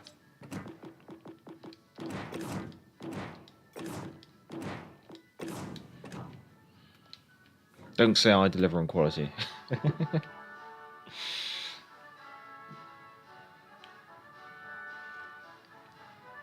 Oh well. This will probably be the last game of the stream, so fingers crossed we can actually survive and actually do all right. As always, I should do the usual YouTube shilling. If you're enjoying the stream, feel free to give it a thumbs up, and if you enjoy this content, feel free to subscribe. There's the usual stuff. Tomorrow, I'm live streaming with Vaz Vegas. I think Vaz Vegas is also going to live stream, so we'll be collabing with each other, both live stream for what is called Whiskey and Warships, where me and Vaz consume whiskey and play World of Warships, and just generally we chat back and forth and things like that, and also try and interact with our chat as we go along. We've done it once before. I will confess we were a little rusty, like doing it. I think last time, it was the first collab I've ever done with the channel. I think it may have been the first collab that Vaz had done. I'm not, or it's definitely the first one that I've done anyway. I think Vaz has had people on his channel before, I think. Yeah, so it was a bit rusty, certainly from my side. But this time, fingers crossed, we should do alright. Okay. 3 DDs, no caps, lots of battleships, lots and lots of battleships. Minsk, Mass, Ship Smasher. Zara, Bayern, Gneisenhower, Leon, Nelson, Colorado.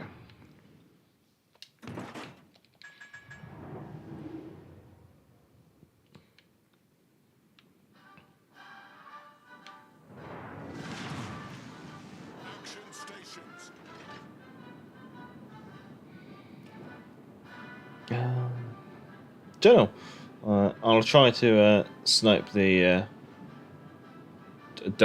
drunkards. Don't be mean, Eternal.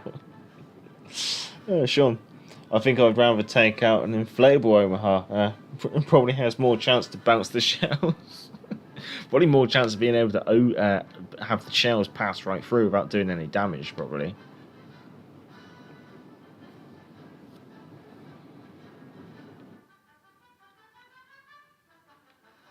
I'm doing a bit of a sax. I'm going right up the middle. Enemy force detected. Goliath's now spotted. Okay. Just familiarising myself because it looks like a Jervis, but it's not a Jervis. Enemy movement in these islands on the left.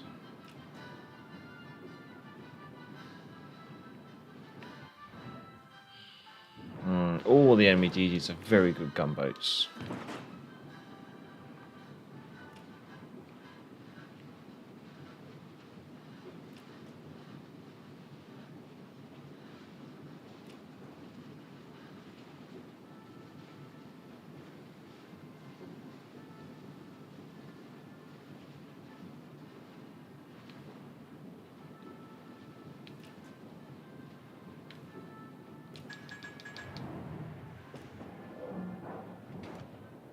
Minsk. And the mass.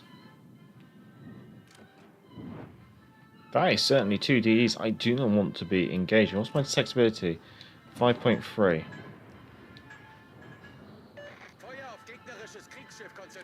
If I play with my throttle very carefully...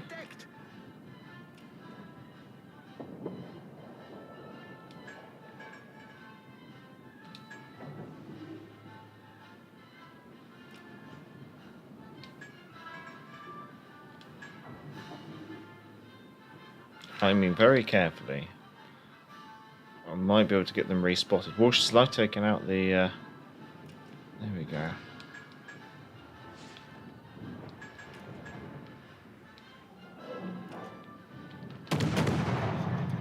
So I'm going to try and make sure I don't get engaged by the mass. Engage the Minsk, maybe.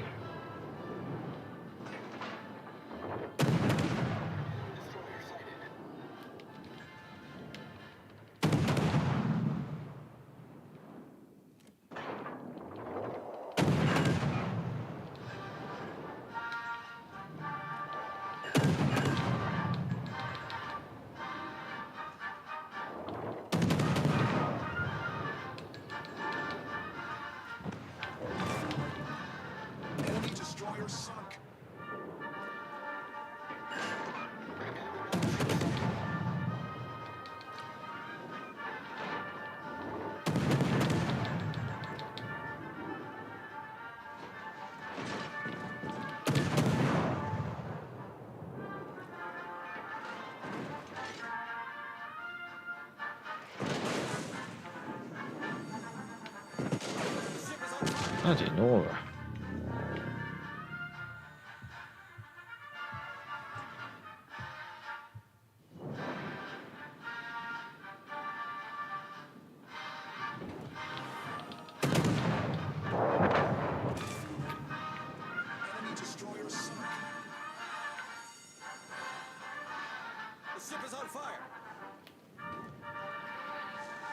What's going on over there? Oh, biome barely any HP.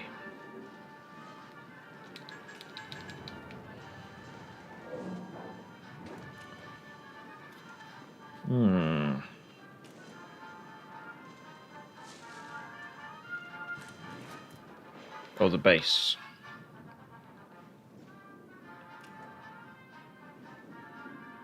Right, let's probably make a push over towards our Colorado to support. That's hard to say.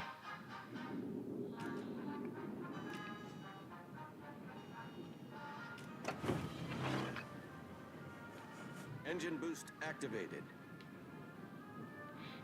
I'm not liking the way that the northwest of our base has an enemy DD spotted, which is a ship smasher.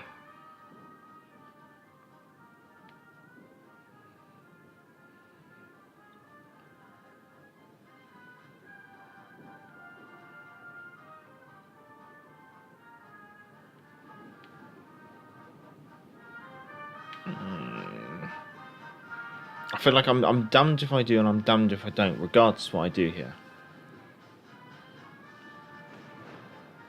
Typing while driving can lead to accidents. Pretty sure it's illegal. I'm pretty sure it is too. Okay, enemy ship smasher is most certainly very close to the base. Man is a synonym for drunken Javanese. Oh, okay.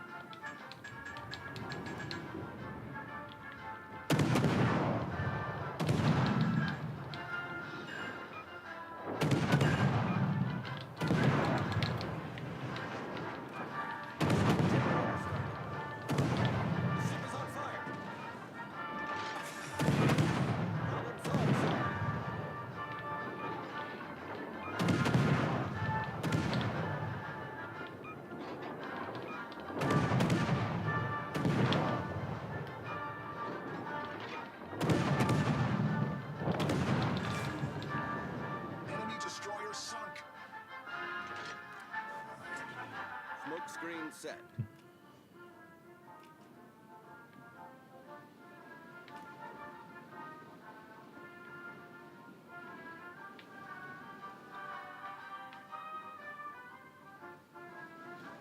Oh, nice.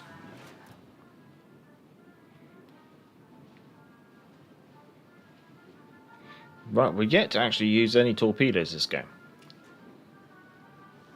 But we did manage to secure the kill on the 3 enemy DDs.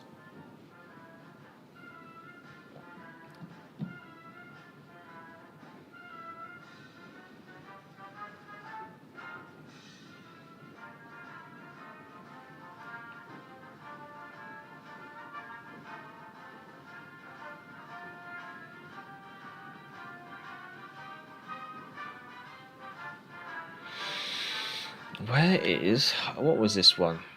It's the Leon, I believe. Lion.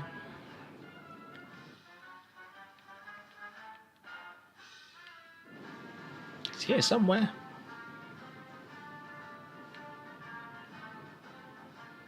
It's in the gap. Well, it was either in the gap or he's like way, way south.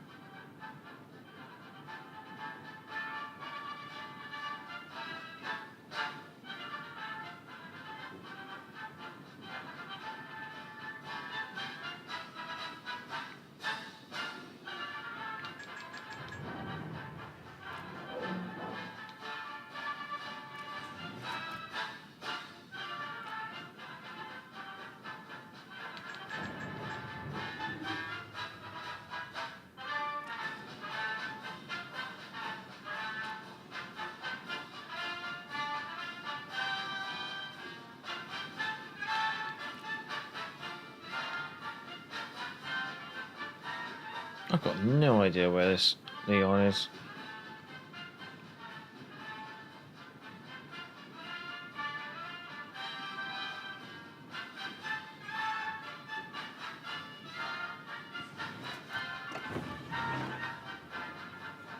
Engine boost activated. Battle ends in 5 minutes. Oh, she's way south. Okay.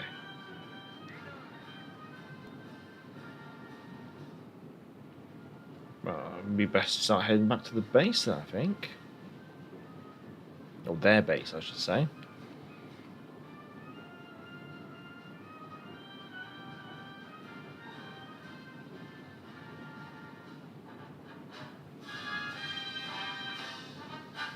Problem is wondering whether she was going to be in this gap here. I was trying to maybe sulk away or hide away.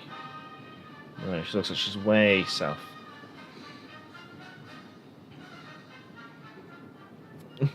Then it was. It's not illegal if there's no evidence. That's true, I guess. Sean, my own house has been converted into a pleasure cruise. There's a fun slide on the back and a cocktail bar with music. And that's why you see me sailing away in the corner of my back. Oh, to be honest, that sounds like a very nice Omaha, Sean. No. The only thing I could request is, could you add a pool and a jazz band?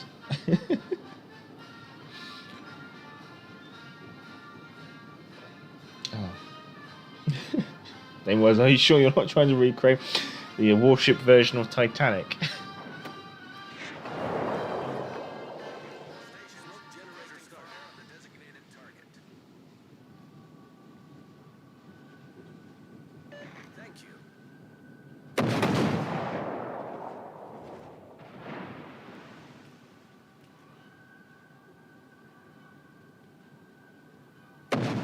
Just looping the smoke screen around. Engine boost deactivated.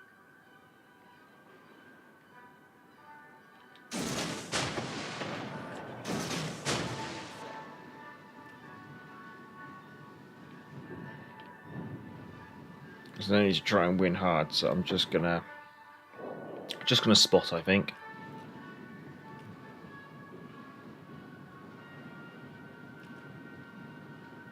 Oh, nice work. Rightio, well, we streamed about a quarter of an hour longer than we intended. We've completed ranked in an hour and 20 on stream. And we've had a little bit of fun playing a couple of other ships. And not doing too badly. Rightio, gentlemen. Well, much obliged for coming along. And I'll dismiss the division. Oh, they've already jumped ship. They already know what's going to happen. Good work, chaps. Well, have a good evening. Many thanks to Warships Live and Eternal Bliss for joining in with the live stream. Well, we'll put the Gadjah Mada up on screen for beauty's sake, I guess you could say. Going all the way back in the chat, let's see who we got to say thank you.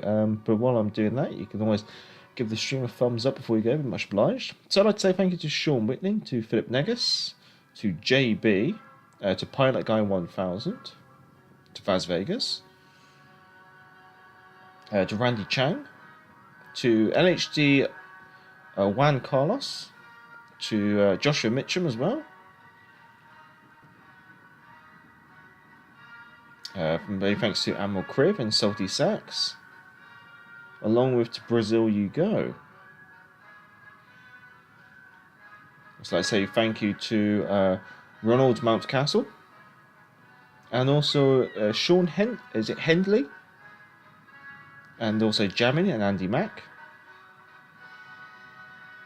And Captain Cranky as well, much obliged. Name that was. And Warships for Life, thank you as always. And Jeff Dave as well, many thanks for coming along. And Luke Newcomb.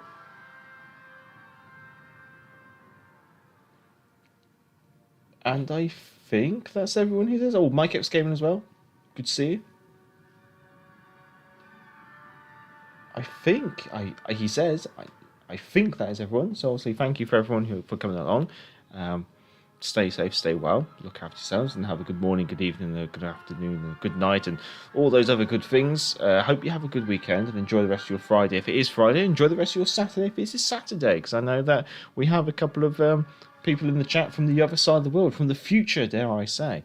As I said earlier in the stream, we'll be doing a live stream tomorrow with Las Vegas in tow. We'll be drinking whiskey and playing Warships. There's the wife. She must have heard me doing the thank yous and wanted to get in on it. So I think many thank yous to the wife, who's very understanding and lets me do these live streams from our living room. Good stream, Major. All well done and ranked. Many thanks. Happy sailing, people. Goodbye. Hello, Mrs. Major. She sometimes graces the stream. She hasn't graced the stream for a long time. Yeah, but she's upstairs. Probably watching the stream. Next to a gamer. Hello. And unfortunately, goodbye. We are just about to wrap it up here. But yeah, many thanks, everyone. As I always say, thumbs up and all that stuff. And look after yourselves. Without you chaps, this live stream would just be me not doing much at all. But yeah, next year, just in time to say goodnight. Well, you'll be good evening, I should say. But yeah, many thanks and have a good night yourself. So, as always, until next time, I'm the Gadjah Major, and back to the port.